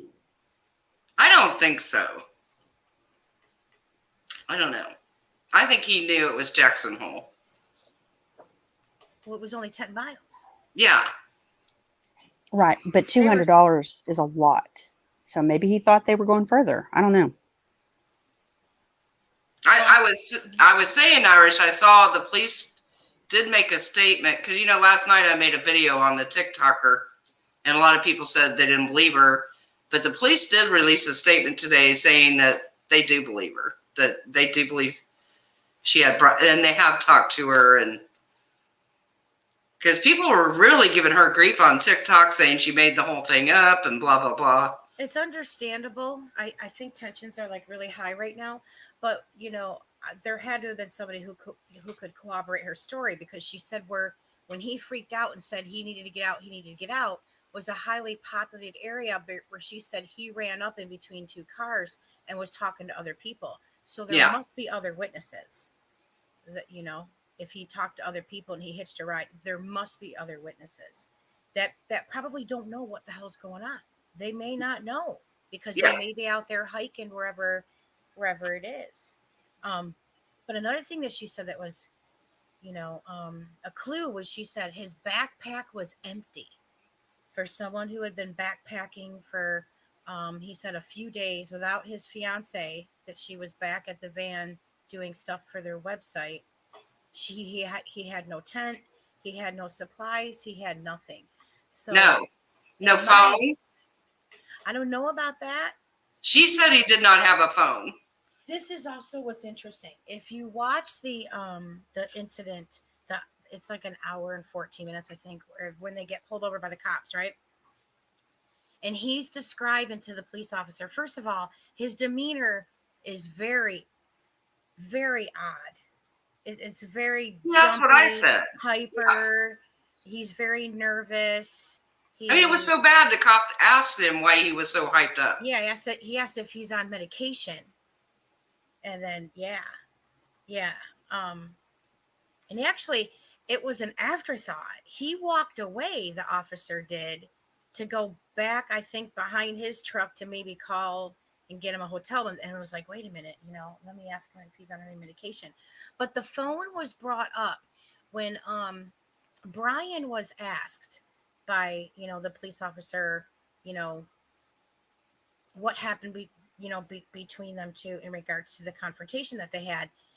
Brian had said that he did lock her out of the van to try to get her to calm down, but then he said, she has the only phone, so he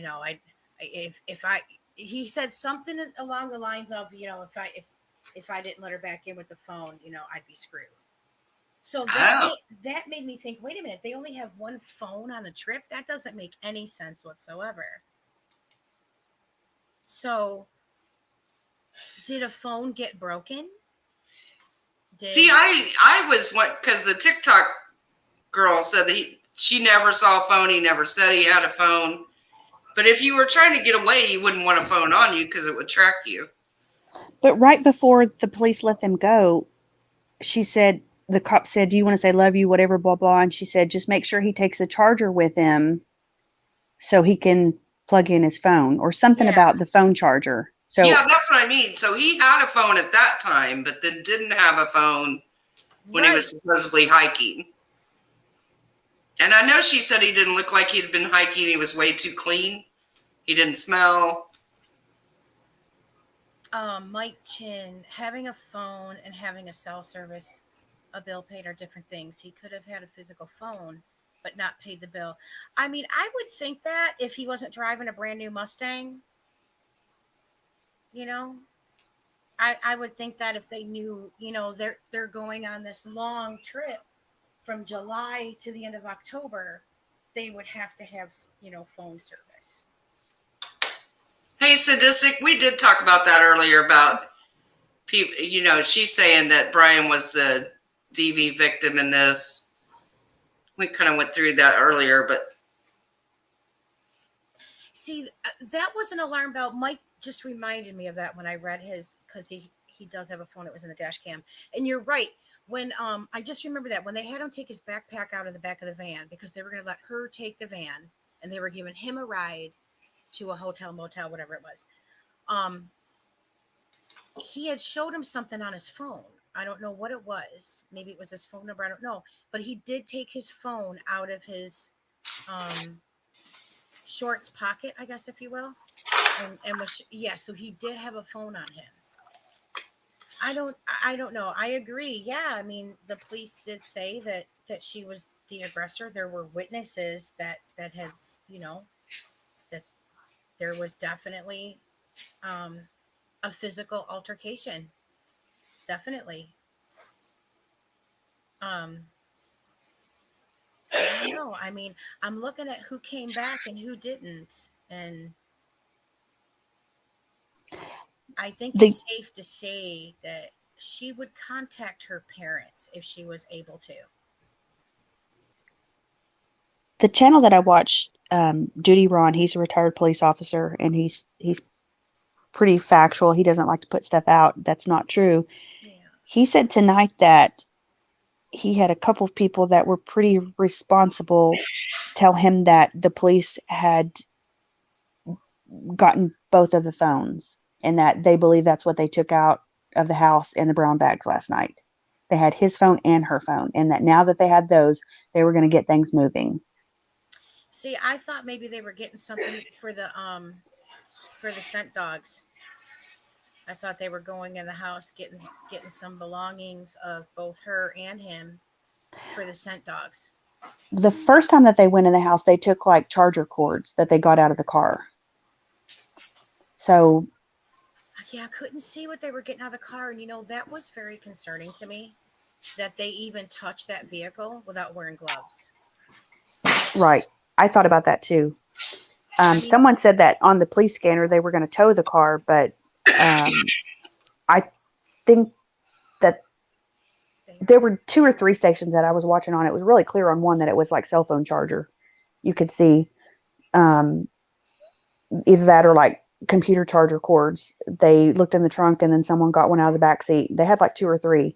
And I think they said that that's what they took out in the brown bags because they said today that they had both of their phones and would begin tracking their movements.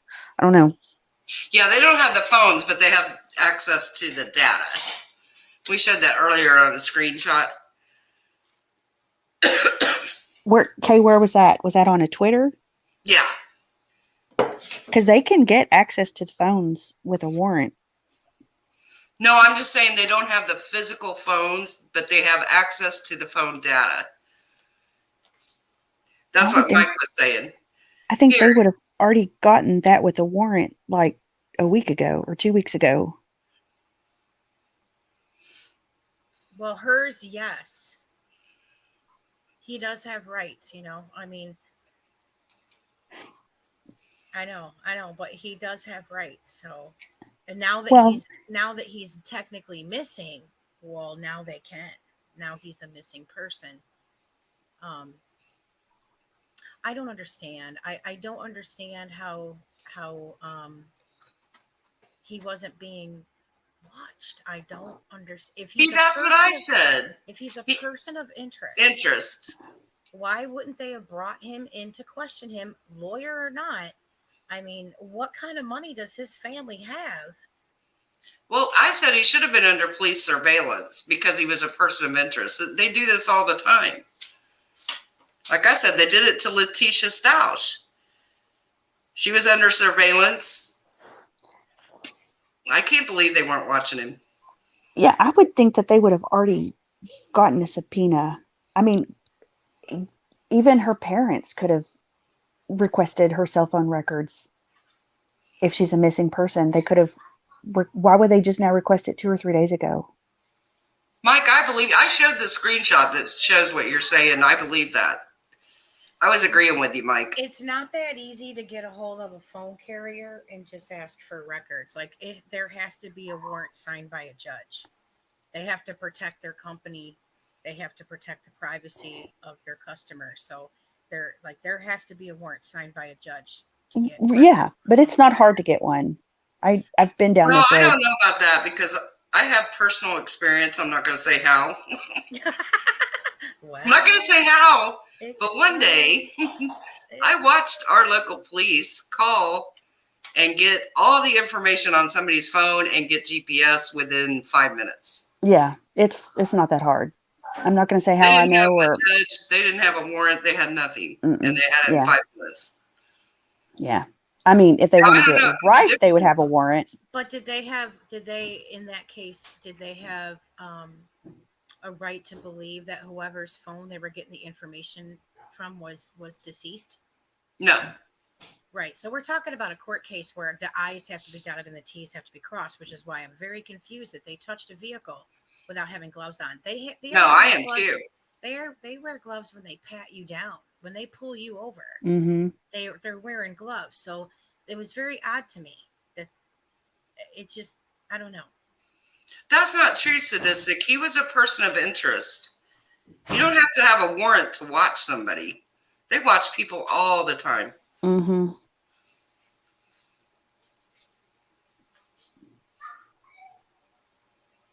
I mean, Like I said, they did it to Letitia Stiles when she killed Gannon. They followed her for what, a month? I don't know how long it was, but they followed her and tracked everywhere she went. Heck, in the Rodenmers, they put trackers on people's cars. Remember that, Katie? No, those Jack Fox says those gloves are so you don't get poked with needles. I'm a nurse. Needles go right through those gloves.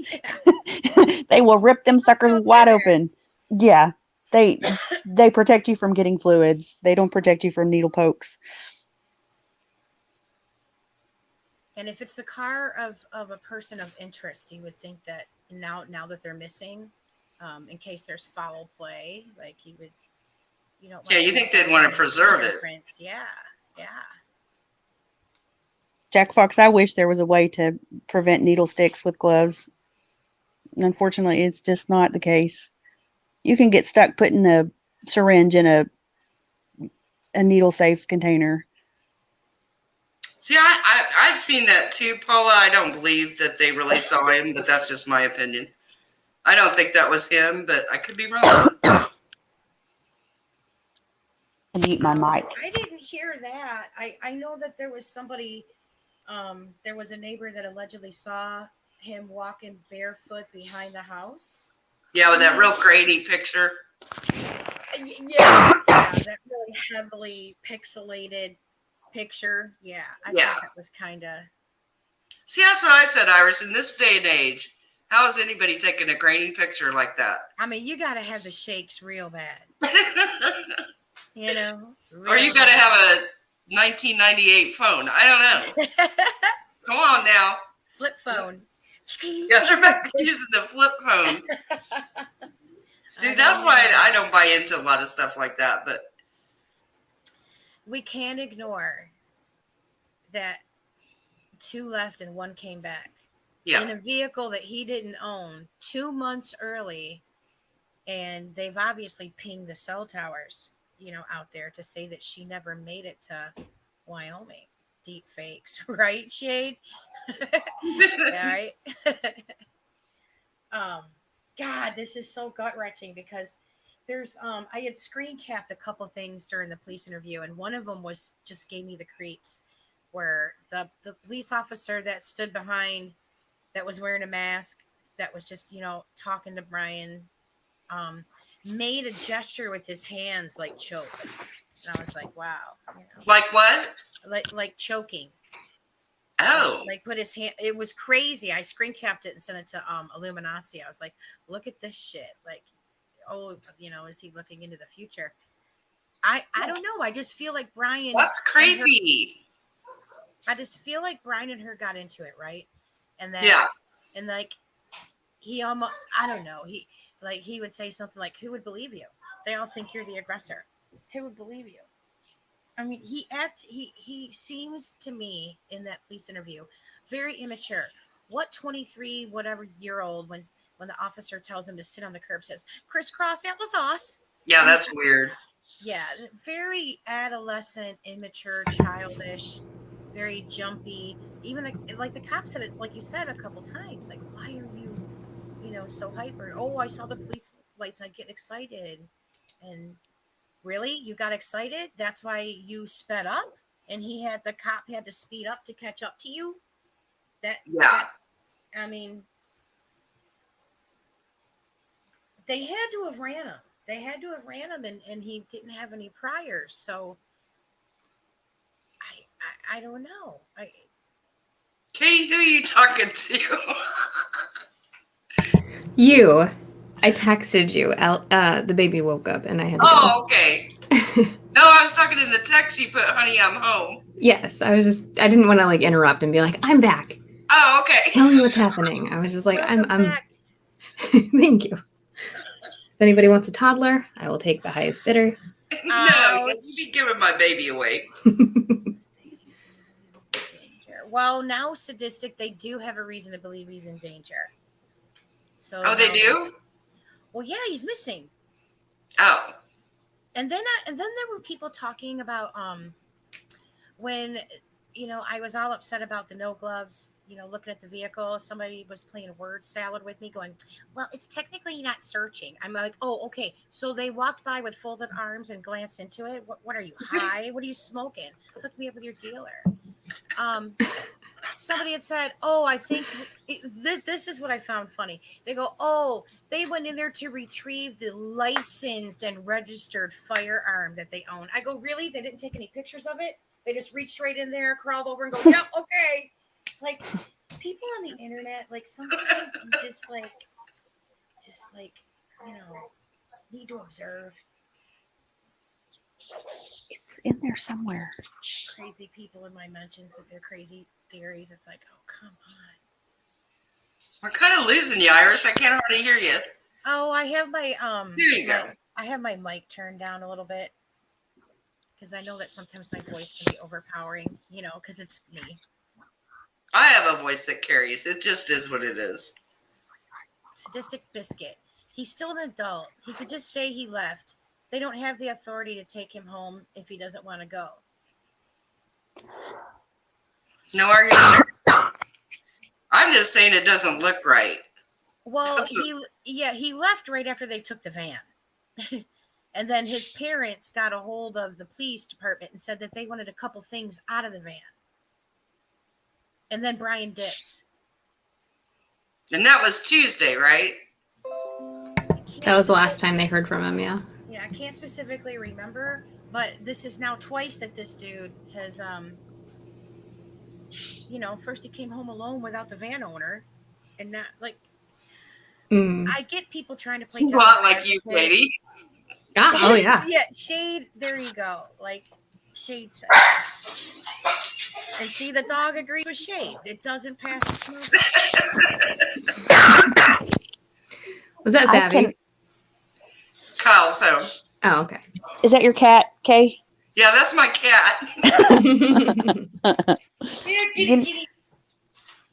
She'll come to that. I know. She's wanting to see Kyle. His hands were shaking when the police were photographing him. He was nervous AF.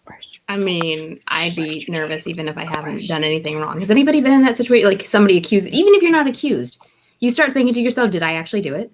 Yeah, your adrenaline starts going a little bit. Right. For sure. So I mean. You want to say hi? Yes, but. Not really. Oh, one of your friends was here earlier. Kyle has friends. No one else. Kyle said he's not going to say hi to anybody. Rude. I gotta take my shoes off first. Oh, please don't. Too late. Say hi. What's up, everybody? You gotta bend down. Must be nice. Oh, you guys have fun. Yes, we always have I'll fun. settling the dog down and I'll be, back to my lair. He was being photographed for marks on his body caused by Gabby, who was trying to keep her out of trouble. He did have some scratches on his eye. Yeah, she got his face and she scratched him on the cheek during that thing. But I don't think he was shaking for that or shaking out of nervousness. I think he was shaking because he was high out of his gourd on something or other. Else mentioned that too. Shen's panty liner. I love her name. She mentioned that too. She said that it's common for people that go backpacking or do whatever it is like they do in that area to do drugs. And here's the other interesting thing that she mentioned is she said that that the dirt there is very red and it's very difficult to get off and get clean. Mm-hmm. And I'm like, okay, when they had Gabby step out and she was explaining how she had just cleaned the van, and then when they pulled him out and he goes, look at my feet, I got dirty feet. Okay, I think that there was some sort of argument about that, and then somebody had posted a comment or something she said on Facebook, Gabby, where that she can't, like, Brian shouldn't even have shoes, like, because he never wears shoes, like, Yeah. so it's common for him not to wear shoes, and that they didn't the couple say that when they picked him up he was barefoot. No, Gosh, he I had can't hiking remember if boots you on. said that or not on I- TikTok. I thought that that there was a comment that he was barefoot. Okay, all right, maybe I'm wrong. Maybe somebody had said that he had hiked barefoot before. And I know that people with that blurry picture said that guy was barefoot. That's why everybody thought it was him. With the blurry picture. Yeah, I couldn't tell if that thing on his arm was a tattoo, or then somebody said it might be a compression band or something, like, like one of those band things that you that can hold your phone and shit. Like, I don't know. Someone said in the chat earlier that he had on some of his Instagram posts or social media posts about mushrooms. I think they were into some stuff. Like I said, the whole nomad land and the shrooms and Bossy, what do you mean? Brian was odd about his scratch marks that were on his upper arm and not complaining about those scratches. And I do remember the cop saying to him, "Oh, you all right? I mean, are those?" "Oh, yeah, yeah, yeah." And he just kind of brushed it off. And didn't you guys think it was kind of weird that when they asked him to pull up his shirt, he needed privacy, and he stepped on the other side of the van because he was embarrassed, and he only pulled him up to just like where his nips were. He wouldn't go up any higher. That's odd. I thought that was odd too.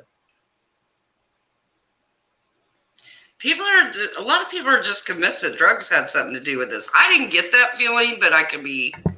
I don't see any evidence of mushrooms or anything else or even weed usage from them. I just wouldn't be surprised because of their age, and it's kind of the nature of nomad life. But in that video, between the way he was acting, even the cops being like, "You okay, man?" The crisscross applesauce, when people are, especially even if it's just weed, that they get a little silly, they get a little weird, they get a little more antsy, they're more nervous just in general because they know they're high and they know they're around the police. Mm-hmm.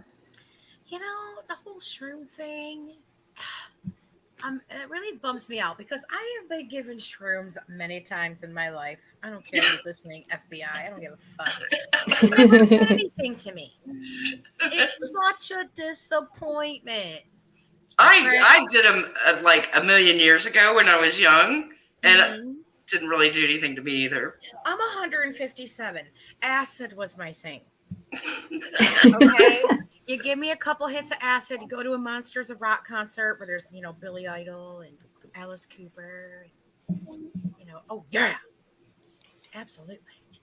But yeah, I never really considered the whole drug thing. I just thought that that they were fighting, and that in my opinion, at first I thought he was nervous because he was afraid that she was gonna like totally throw him under the bus. See, that was the feeling I got. Mm-hmm. That's what I said tonight when we first started talking about it. It seemed like he was afraid of what she was going to say, and like she was afraid of him. Right. What was I going to agree. happen? The police were no longer there. Mm-hmm. Now, I have no facts. That's just a feeling I got.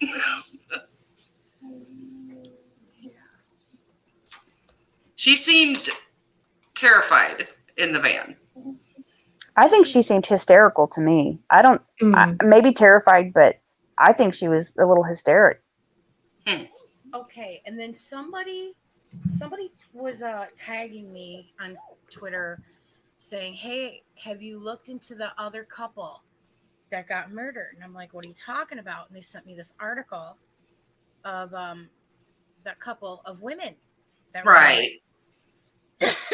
Now, being in the bar industry, liquor, it builds up and guys get jealous. They get jealous of other guys of competition. Or they get jealous of another woman. Hey, Aaron, can you Obviously. mute your mic?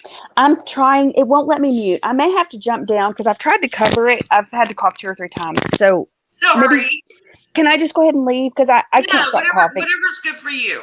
I'm sorry, guys. I hate to be coughing. I tried to cover the mic, but it won't let me mute it. So I'm gonna head out. Thanks, guys. Okay, I appreciate it. Thank you. All right, bye. Go ahead, Iris. It won't let me leave. I don't know what. It's like it's frozen. You are stuck Let there me do it for you. forever. Okay, now I'm about to take her out. Now I feel mean. Poor Aaron. I lost my train of thought. Oh, I'm sorry. Oh, the couple. Okay. Like when guys get drunk or whatever and they get jealous of other guys in competition, they get mouthy, they get aggressive, whatever. Imagine another woman being your competition. So I didn't think that the two were related, that the two crimes were related, but what if they were? Just for argumentative sake, what if they were? There were witnesses that heard Gabby and Brian fighting over, I thought they said money. Didn't she say money too? So I saw a police press release tonight. And they said they're not related. Well, because I think the only motive would have been robbery. Yeah. Now I don't know. Maybe somebody in chat. Hey, Carly. Maybe somebody in chat knows. I saw the press release tonight, but I don't know when it was released. But they said they're like 100% they're not related. Oh, Aaron, it's okay, sweetie. Well, I wasn't for sure if Gabby and Brian were in the same area at the time that the couple were there. I didn't know. Yeah, I know there was some reason why they were connecting them, and I do think it was the area and that, what was it? Supposedly they had ate at the same restaurant or something? Bar, restaurant or something. Yeah. And the fact that he loves to be barefoot and they kept saying, whoever they were talking to, one of the girls or message said it was a creepy guy. And I think they've even shown some of the text messages where they said it was a creepy guy. So they even moved. They moved their tent setup or their camping setup somewhere else. But they were found, I think, in their car, shot to death. Mike's talking about it. I kind of ignored it once I saw the police said they weren't related, so I kind of didn't pay attention to it after that. It was in Moab, same place, day after the DV shop. Same coffee shop. Okay, one of the women worked at. Okay, all right, yeah, it's coming back. Yeah, I remember a fight. Seems to be unrelated. Yeah, this just happens to be one of those crazy things. Like crazy coincidence. An actual crazy coincidence. See, I kind of agreed with Salvager Dolly here. She was terrified. Her immediacy of going, I have OCD and anxiety, was a telltale sign to me that she's probably been abused, even if just verbally. That's how I felt. I felt like she was scared of him and what was going to happen when her and him were back together without the police. Would be interesting to watch if you're willing to do it. I don't know if you're willing to do it. Aphrodite did an emergency psychic reading for them today. Oh, it was very interesting. He had saw in the cards where I don't know if anybody in the chat knows who Aphrodite is. He's a YouTuber. I've heard of him. Yeah, he's a YouTuber that has grown exponentially because he'll read big YouTubers. He did one for Keemstar. What he saw in the cards was that he kept saying, does Brian have a lot of money behind him? Does Brian have a lot of money? Was he the one that was primarily spending all the money and taking care of everything? Or does his parents have a lot of money? And then, see, I think he's going to be found alive because according, to Anthony, which, things can change. But Aphrodite said, he's going to have a huge defense.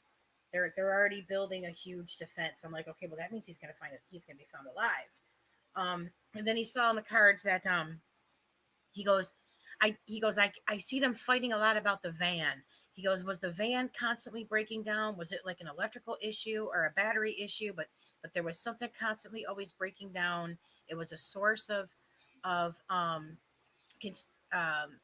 arguing.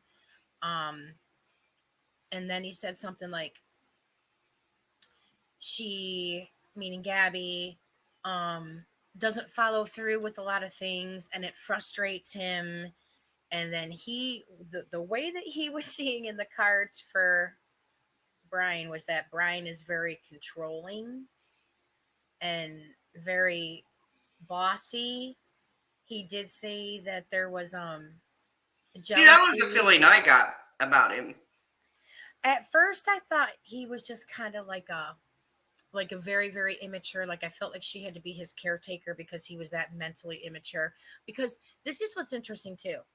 When it first came out that Gabby was missing, it was worded that it was Gabby and her boyfriend Brian, and that they were engaged, but they called off the engagement because they realized they were too young. But now it's being constantly her fiance, her fiance, her fiance, and I don't know if the media is trying to put a spin on that, or if law enforcement's trying to put a spin on that, or his family's trying to put a spin on that, or hers. Yeah. You know what I mean? Yeah. All reports were that the engagement was called off, and then now it's later saying, oh, because of the pandemic. Well, early on it was stated because they had both realized that they were too young to get married. But what I don't know is, did she live with him when they left? Like is that her residence? See, somebody on here said they were both living with his parents. Does anybody know? Let's see if somebody speaks up here. Spooky. Watch his reading on Summer Wells. Oh yeah, I love Aphrodite. I think he's so good. He really is good. See, Mike's saying, yeah, they lived with his parents. Okay, the police should be able to search that fucking house, being that's her residence, and she has already been reported missing. So why? Oh, well, that's a point. Since she lived there. Yeah. I guess you would still have to get the parents' permission, though, since they own it. I don't know. That's kind of a sticky spot. Listen, man, if you're getting mail delivered at a house, you've established residency. If some crazy person decides that they're going to start getting their mail delivered at your house, and then like they knock at the door and you let them in, or they step in, if they decide they want to squat there or not leave, by law you have to have them evicted because they've established residency. Look it up. Carly's one. We were kind of talking about that earlier too, Carly, about what makes one go viral versus other ones that don't go viral. I say a pretty white girl is always going to help make something go viral. I also think that him completely clamming up made everybody's head turn in this case. Yeah. What made it go viral in this instance is she's a YouTuber, social media. She's very popular on Instagram. Yeah. She has a YouTube channel, I think, with like 20K. Very popular on TikTok. See, somebody said her Instagram was tiny, though, until this happened. I don't know. Yeah, even now it's only at 500,000. I still think it's weird, though, that Instagram... Hi, frogs. Hi, Froggy. I still think it's weird that Instagram took down her Instagram because they allegedly thought that it was somebody posing as her. Oh, how weird. I didn't hear that. It's up now. Yeah. They put it back up because they said they realized it was an error. There's been a couple YouTubers that have looked at her Instagram to see that she had liked some pictures and the dates that she liked pictures. And allegedly she liked a picture on the 29th of August. There's no way she was alive by then. I don't believe she was alive. He came home on September 1st, and if he drove the van, you know, a news agency, what was it, from Wyoming to Florida is 60 hours or some shit. Mm-hmm. So there's no way she could have liked that picture because she didn't even have phone service from the place that he literally said that, you know, where I guess they picked this from where he left to go to Florida. Yeah. Yeah, Christine, we were talking about that. I totally agree. If it's a woman of color or even a man of color or a white male, they're not going to get near the attention that a pretty white female will get. That's Mhm. just the truth. That's the world we live in. Because I'm with Mike. I heard she only had like 500 subscribers on YouTube and like 500 on Instagram. No. Her YouTube has at least 20. Well, it might have more than 20K now. But when I pulled Now, it up, the day that that they announced it, she had 20K, maybe 19K. that's weird because somebody yesterday had said that too, that she hardly had anything. Mike, when did you look? 19K is a pretty solid number. I mean, that's a pretty good number. It's hard Yeah, to get. it is a He's crowded saying- area of YouTube too. There are a lot of van life, nomad life people who are vlogging their experiences. And her He's saying her was YouTube made- had less than 500 and only had a single video. That's not true. I'd like to see proof of that, because I looked at it the day that the story broke, and it was 19K. Yes, one video, which I found weird. I found that weird. I don't remember the website. If you go to her YouTube channel and you go to the About section, and then you put in her website or whatever, both her and Brian went to this website that I guess a lot of travelers that do that do, where they document and log every place that they've went. Are you talking about the one that showed the hikes she wanted to go on and the hikes she had already done? I think so.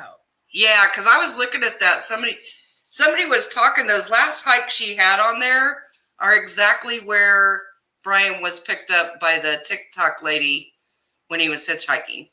That's kind of eerie. Colander somewhere. They were all the last hikes she had on that hike list of where she was going to hike, and that's where they picked him up. Yeah, Mike, I pulled up her Social Blade. She made her YouTube in like 2013, so I think she would have been like 16 or something, or I don't know, but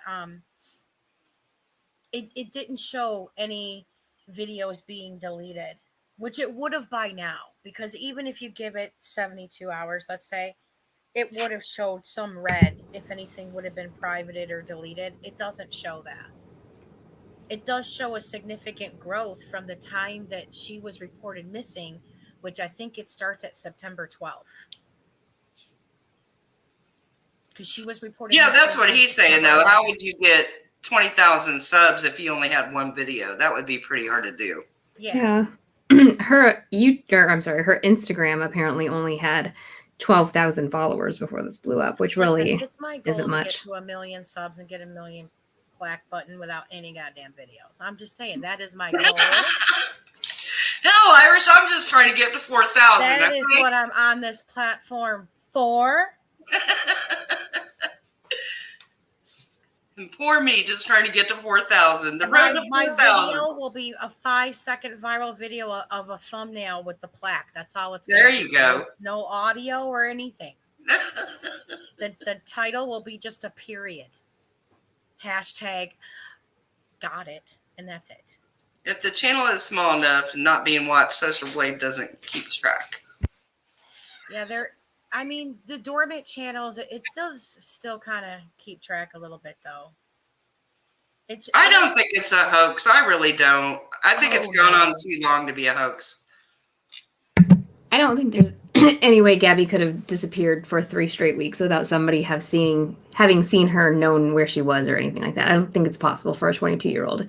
She didn't have the money to even have a hotel room for 3 weeks, much less to have completely stayed inside for 3 straight weeks and not talk to her family. But even if it was a hoax, for him to come and put his life in, not in danger, but this will ruin his reputation for the rest of his life, no matter what the outcome of it is. Oh, they would have. All right, Shane, I'm not definitely going to gone go the live wrong in a van to get more than 4,000. Y'all, I'm not doing it. Okay, but we have talked about getting her and Dad an RV, and that Yes, she could I do have. this from anywhere in the country. I have talked about doing that.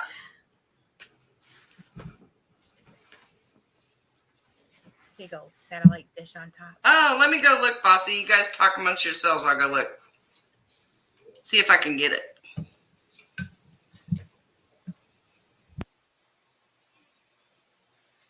Heard her dad was sending her food on like Grubhub. Yeah, I don't think. I mean, I wouldn't be surprised. Like, it came across that they were not in, like, not having a lot of money for their trip. Oh, but this one doesn't show, though, how many followers she had. That's what we were trying to figure out. But thank you, Bossy. We were just trying to figure out how many she had before news of her going missing. Eric, don't ask me. I just found out what stealthing was. I thought it was a bomber plane. I had no idea. I laughed so hard at your tweets about that. What? No, it's the word stealth has forever changed for me. Katie, do you know what stealthing is? Probably not. Good girl. She would know. If she knew, she would say. She doesn't. I'm 'cause so you're a old good these girl. days. No, because you're a good girl. Tell her, Irish. Try to tell her without offending YouTube. Evidently, stealthing is when you're knocking boots and the dude decides he's going to take the helmet off that soldier in the middle and not tell you. Oh, so I it's think just a new that- term for being a douchebag. I mean, more than just a douchebag, but still. Yes, it is. And this is another thing I didn't know either, is that evidently some dudes do that because they want to knock people up. They want to get you prego. Oh my lord. Especially if you're a rich woman. Well, what's weird is that normally dudes want to do a checklist to make sure that you're on birth control, man. Yeah. You know, I mean, it's like a negotiation. Lord. Sign a contract. Courtney said there's definitely some occult stuff going on in Florida. I don't know about that. I'm ready to cut the whole state of Florida off and set that fucker off to sea. Yes, Bossy. California made it again a crime earlier in the week. They made stealthing against the law. They're not talking about the bomber planes. Thank you, Sarah. Evidently, Aaron, Moses does. And Moses has been married 2 times before, by the way. See, I didn't know that till all that came out. I was like, oh my gosh. Well, at first I kind of thought it was BS. If you look at the timeline, sorry to topic jump, but if you look at the timeline of what's going on, first of all, I go back and forth with Trisha Paytas, right? Because I know that she's got mental issues, and I feel like Ethan wanted to be her friend because she is kind of like, well, she is involved with his wife's brother. Right. But I also know that he knows that she's a little bit off and she's got some mental issues. And at some point, I don't know if he's taking advantage of that. But if you look at the timeline of events, right? Trisha gets mad over money and power because she wants Ethan to hire somebody that she likes as an assistant to help her in regards to them planning frenemy shows. And he's like, you know. But see, I don't think that's I think she's fine to ask for that. But that's just me. Yeah, but I can see both sides of it. You know, like you should be able to too in a way because you own a business. Right. So it's like having like, you know, you're not at the same level of your manager, right? Because you're still the one paying all the bills, you're hiring all the stuff, like you're covering everything. For them to want to demand to see how everything, you know, how the money is spent and stuff like that. I mean, I don't know. The one thing I can say to people, never go into business with family. Like, seriously, like for real. I mean, my family has opened up so many bars and restaurants that we have missed a lot of Christmases together because we work with each other 364 days a year. It's hard, yeah. Each other on that one day off. No, nobody wants to see each other. All right, so they fight over money and power. All right, and then they end the show, and then they, you know, Ethan, like Trish, of course, goes on a tangent trying to trash him, thinking that she can pull her manipulative stuff to try to, you know, get him to do whatever. He doesn't fall for it. Then he does the Families podcast as a joke, and it ended up being actually successful. His mom was doing well. His dad would show up. Well, then Mom was starting to subtweet Trish, oh, guess whose wedding I'm not going to. And then she sends a text to Moses saying, if anything happens to Ela or the baby, it's your fault. I thought that was horrible. She had no right to do that, in my opinion, No. either. She was way out of line for doing that. And then Trisha gets mad and goes on Twitter and Instagram or wherever it was and goes after Ethan's mom, rightfully so, but she doesn't say what was said. So then Ethan's figure, okay, I'm going to get ahead of it. We'll get all the people on our side, and my mom will say what she said. And I don't think they got the response that they hoped for. I think people were like, hey, you know what? Who the hell are you? Even though you're Ethan's mom, who the hell are you to say this? This isn't your place. Well, I've witnessed Ethan fight with a couple of my high profile friends. And the one thing that you can't do with Ethan is like talk to him about money or anything else that he's passionate about. What more passion would he have than for his wife, his children, and his money? So hell have no fury as Ethan mad because Trish went after his mom on the internet, because then they ended the family's podcast. Why? Because I think that his staff I think it's already been said that his staff is the one that leaked this stuff all over the H3 Reddit. Yeah. So I think that the timing and sequence of events, in my opinion, they ended that podcast to protect his parents because they knew what was coming. They were going after Trish, guns blazing, and that they were out. Listen, I think they all did each other wrong. I think there's plenty of wrong on both sides. I just do. I think they did each other wrong. Well, and she's been on a deleting spree. I saw 1 billion views. I posted on Twitter like, man, her social blade needs crime scene tape for sure. Like, I was like, how many millions of dollars is that? Depends on her CPM, which I would imagine is pretty high. I would think so. When Ethan and Ela first interviewed her on the H3 podcast when they were in a different location, they called her out for her video where she was saying she was transgender, and Ethan made her pull up because she said she didn't monetize it and swore she didn't monetize it. Well, then when Ethan pulled it up, she made like $6,000 or something off that video. Going back to Gabby, I don't see where that butterfly has any occult vibes. I don't get that. Everybody's going on and on about her butterfly. It's a mural at like a market there, and she's holding like a pumpkin that she bought there. She always puts a little butterfly emoji on her Instagram posts. Oh, you know what I'm saying? Okay, I thought it was just about that mural emoji. Yeah, I thought it was weird that she said "Happy Halloween" on August 25th. Like, right. And a lot of her other posts on Instagram, she had quite a bit of, not a lot of text, but she said more than 2 words, and she almost always pinned her location. And then this one, there's no pin. It's a picture with, a pumpkin was very obviously a summer picture, and then a caption that just says "Happy Halloween." And I'm like, yeah, that's a little weird. I know some people, some creators, where they purposely misspell words in their video titles on Twitter, because it gets people to leave them comments and go, yo, dumbass, you misspelled the word. If people leave a comment in your video, it gives you a higher active algorithm than it does for them to hit the like and dislike. Oh, right. For sure. It shows engagement. Same thing with Twitter.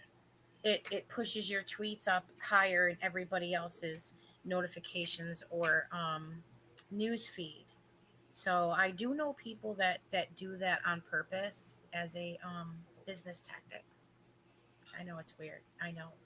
I don't buy that the arches and the butterflies mean that she was into the occult. I just don't. Is this the first that I've heard of that?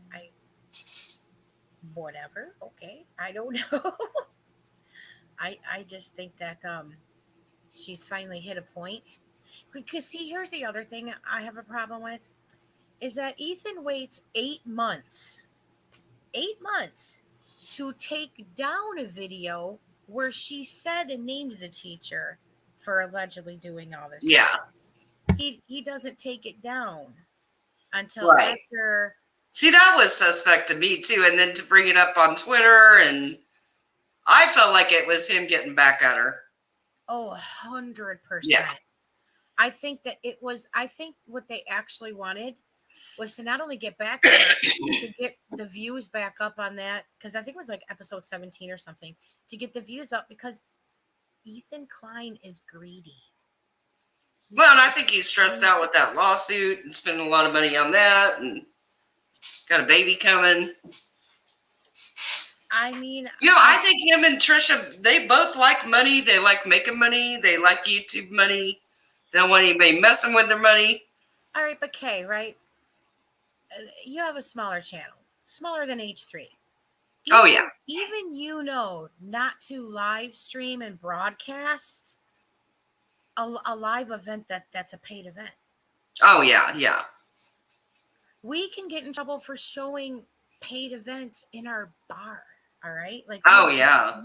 So everybody knows, but Ethan always has this attitude. I can do whatever I want. I can do whatever I want. And unfortunately, he found a company that can't afford to pay the light bill. Yeah. And, he offered them $25,000, and they're like, no, of course they're not going to take $25,000, because then they can muscle more out of you. Yeah. People are still stuck on these pyramids and butterflies. 8 Horses. Did you guys see about the guy who looked exactly like Brian, who was seen fleeing from behind the woods? I don't know about fleeing behind the woods. I remember seeing a picture somebody was pushing, saying it was him walking behind his parents' house where there was a fence and he was barefoot. Is there another picture out there that someone was fleeing behind the woods? No, I think it's one and the same. I think there was a lot of confusion because then that other couple said they saw him, but they didn't have a picture. And I think people are confusing the two stories. Oh. That's kind of my feel for it. Okay. Maybe somebody in the chat will say, but that's... And see, the whole van thing was supposed to end on Halloween. So that is really weird that she put Happy Halloween. That kind of bugged me because the whole van trip was supposed to end on Halloween. Like, I could totally see if they had taken the pictures previously for her to be able to post later or something like that. But if you could look through her other ones, it's just not like her to only post 2 words. And somebody else had noticed her roots. Somebody else was like really making comments about how somebody who was very like talking about this on TikTok, Illuminati kept sending me video clips of it, where they were talking about her roots and it, oh, I saw that one too. Okay, it almost appears that she had had a bunch of pictures in her phone that maybe I know people are going to get mad at me in the chat for this, but maybe Brian had her phone and he posted them to make it look like she was still alive. yeah. Yeah, because in those pictures, her roots are done. Yeah. And in all the ones before that, her roots are all brown and grown out. And yeah. That was interesting to me, that one. I mean, no offense, but, guys don't often think of that. Like, how many times have you gone and got your hair did? You'd be like, notice anything different? They're like, no. Did you get a new shirt? Is that what it is? You got a new shirt? No. And I agree too that she's probably not going and getting her hair done out on the road in the van out in the boonies. Right. Well, especially how many people have said they didn't have enough money, that her dad was sending them food and stuff like that. Like, who's going to go pay $100+ to get your roots done when you can't even buy food? Right. I feel like I didn't go for the cult connection, Mike. Don't include me in that. I just can't get over her demeanor when he initially pulls her behind, to talk to her behind the van, and like her palms are sweaty. She keeps rubbing the top of her thighs. Like, you can tell she's trying to calm herself down. Mm. And it just hearing, I'm like, like the voice changes in her voice where you could hear the fluttering in her throat, where she's like, sometimes I get OCD and I get anxiety and it was very weird to me. Like, it was very, I don't want to like get anybody mad at me, but I felt like there was some sort of abuse, because I mean, yeah, they saw her go crazy, because I think that he was threatening to leave her in the middle of nowhere, because they said she literally clawed her way in, because that's her vehicle. What right does he have to lock her out of his own vehicle? If you have a problem with her and you guys are fighting, pick up your backpack and you go take a walk. Why does she need to go out and walk in the elements?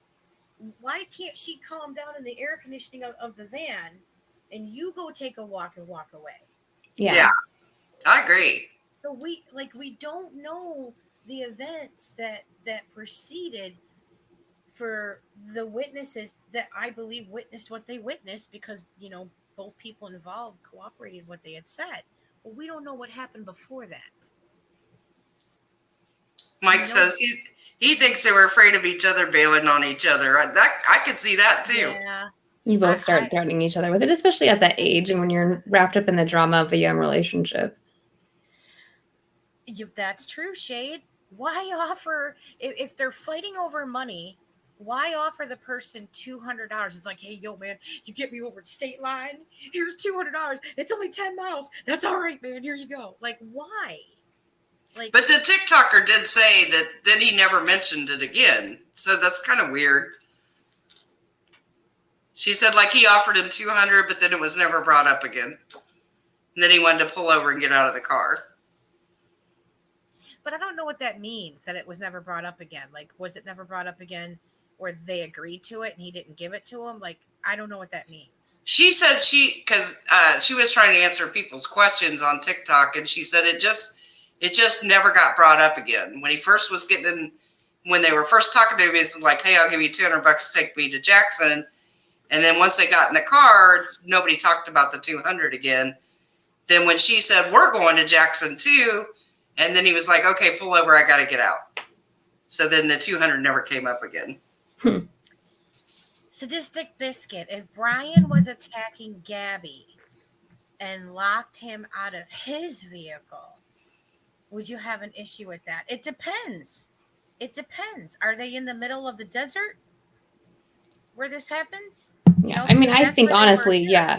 You don't leave somebody you love behind in the middle of freaking nowhere, no matter whose car it is or no matter what's happening. If this is happening in like an area that, like a shopping district or whatever, then the victim would run and scream for help and wouldn't lock themselves in the person's vehicle that was allegedly attacking them. I think, Aaron, that they let her go in it because they were living out of it. I think if it had been like a regular van, that they probably wouldn't have been like, yeah, you can sleep the night in your van. I think because she already more or less lived out of it, that they didn't see it as an issue. Well, I don't think by then they weren't parked out in the middle of nowhere either, right? Yeah, they took him to a hotel and she was supposed to stay there. So she was probably in the city. Well, something. They couldn't turn the van over to him because they're not married, so his name isn't on the vehicle. It's her vehicle. Mm-hmm. So they're talking about that they had gotten into some, a physical altercation. So the police department can then be liable if he got into that van and smashed it because they released it into his custody and it's not his vehicle. Mm-hmm. So I think they did her a solid by not towing the vehicle and taking her to jail and then, taking him to a hotel or whatever. That's what we were saying earlier. In hindsight, it's too bad he didn't take one of them or take her to jail and she might still be around. For sure. Yeah. See, I think that too, Mike. I don't think either one of them were an angel, and I think they were both. I think they're both really stressed out by this damn van trip. Yeah, Mike, they turned the van over to him. He's the one that suggested she take it. They didn't have a choice. She's the owner of the van. He's not going to get to make the choice for the police department because they were there over an hour trying to figure out what to do here. And that one cop with the beard, I bet he is like hitting himself with hindsight so hard right now. Oh, yeah. Yeah. Oh, my God. I mean, I feel I feel for the police officers that were there, because I honestly feel that all of them just felt like, okay, this is a young couple. They had a bad couple days. They just need a shower, eat it, sleep, eat a hot meal, and then everything will be okay. Yeah. No way any of them could have saw. They spent more time on that than any of the police in my area would have ever spent Right. on it. Right. They contacted the social services. They got him a hotel room. They stayed with him until he was in the hotel room so that they could make sure they were separated. They asked him not to contact each other for the night. Like, they did a lot more than any of the cops around me would do. And they were trying to do, I think, the right thing. It just sucks. Like, that's a damned if you do, damned if you don't situation for them. There's just no way this girl would still remain missing without contacting her parents. There's just no way. I don't believe it at all. Yeah. And it's such a, like even the park where they're looking for him now, where they said it's what, like 30,000 acres or some Yeah. shit. Or, I can't imagine all the terrain they would have to search that they had traveled. Because you don't know. You don't know. Yeah, I said that's almost like finding a needle in a haystack. The last time she was ever physically seen was at that Fairfield Inn with him. And then I guess whenever she had FaceTime her mom, which could have been then there is no trace of this girl. Nothing of her. This is horrible. I haven't seen too many people beating up on the cops. I think, like Iris is just saying, the cops in hindsight are probably like, oh, damn, I wish I would have done this. Yeah. I think for the cops, it's literally a lose-lose situation. Yeah. What he said is going to be ringing in his head now forever, which is when he said, they're not a danger to each other, but by law, we have to separate them, at least for the night. Those words are going to be ringing in his head forever. Oh, yeah, that's going to haunt him. Because you have to think about it, right? Like, what if you can change the sequence of the events of the future and they would have slapped the cuffs on her and taken her to jail? Like, well, that's a lot of stress, though, living in that little van and then not having enough money. And yeah, that was a little van. That's like a little combustion box. You know what I mean? Right, but I would never kill anybody over it. Like, I wouldn't either. Out of here. I'd get my backpack and my phone and my berries, and I'm gone. They're like, see. But you can see where if somebody had issues to begin with and they put themselves through that kind of stress, that could be the last straw for some people. Do you guys believe the interview that has been released about Gabby's allegedly best friend that she met on Bumble or whatever, and she's showing these videos of them? She did an interview, and I don't know if I believe this person. I understand being nervous and smiling and smirking, but I don't know if I believe this person. Like, she's claiming she was Gabby's BFF and was saying all kinds of things about how horrible Brian is. I didn't see that. Yeah, it's out there. It's on YouTube. That's where I saw it. It's like you watch a couple videos about what's going on, and then all your recommends are this. And every time I was like, "Oh, this is her best friend. I want to see this." That's the thing, though, is there is a lot of people that will just make up stuff to get views and make money, and and there's other one of us that just want to talk about it because we're interested and we're wanting her found, but there'll be some that will just make stuff, and that's why, like, the TikToker was getting all that heat. People saying she was making it up for clout, and I never thought that's why she was doing it. She said, I know the last one I watched hers today, she said she's not going to make any more. She said everything she had to say, and that's all she knows. I don't know. I just wish that, that out of all the people that are, doing that camping stuff, I hope that there's enough police presence in that area that there's going to be some more witnesses to come forward. Otherwise, I hope that Gabby's father and stepfather get to Brian first. Yeah. Or I hope the dogs find him. I hope they I don't know how many dogs they got out, though. I know they had some out there searching. Because they said that was part of the reason they went in the house was to get things for the scent dogs. I don't know if that's really her dad on Twitter. But apparently he's on Twitter if it's him. I thought that was him. I didn't.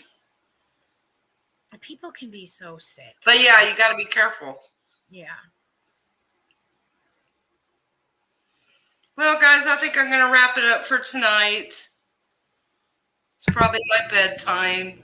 That's my bedtime too. Y'all know what a big baby I am. I can vouch for that in person. I'd like to do another one, Irish, though. I'd love to do another one talking about Trisha Paytas. We need to do another. I've been working on that too. Because I'm so fascinated by her and the whole. I would love to do another live just on her. Okay. The whole thing is fascinating to me. Yeah. Oh, hey. Also, when the replay goes up, be sure to leave a comment. We're going to do a giveaway again, but you have to leave a comment once the video goes up, and I'll use that comment thing to pick the winner. So be sure to leave a comment. Send you some popcorn. It's really good popcorn if y'all don't know that already. Thank you all. It was so good seeing you all tonight. We didn't get too many in here tonight, but there's probably a lot of people live tonight. I don't know. But it was good seeing all of you. Yeah, See, I wanted to talk about that too. I wanted to talk about Mysterious and her videos and Trisha Paytas. We got to get back together and talk about all that. Sounds good. There was just too much to do in one night. Yeah. Well, I came late too. Thanks, Shade. And thanks my daughter Katie. Yes, nice meeting you, girl. Isn't she amazing? Hopefully we can get down to Circleville sometime soon and actually Yeah. make some videos about us bothering the locals for more stories. Yeah, we're going to get down to Circleville, make a video on the Circleville writer for you guys. That is such an amazing story. But you guys, thanks so much for coming. Have a great weekend. Thanks, Katie and Irish and Bossy. Bye. Bye, guys.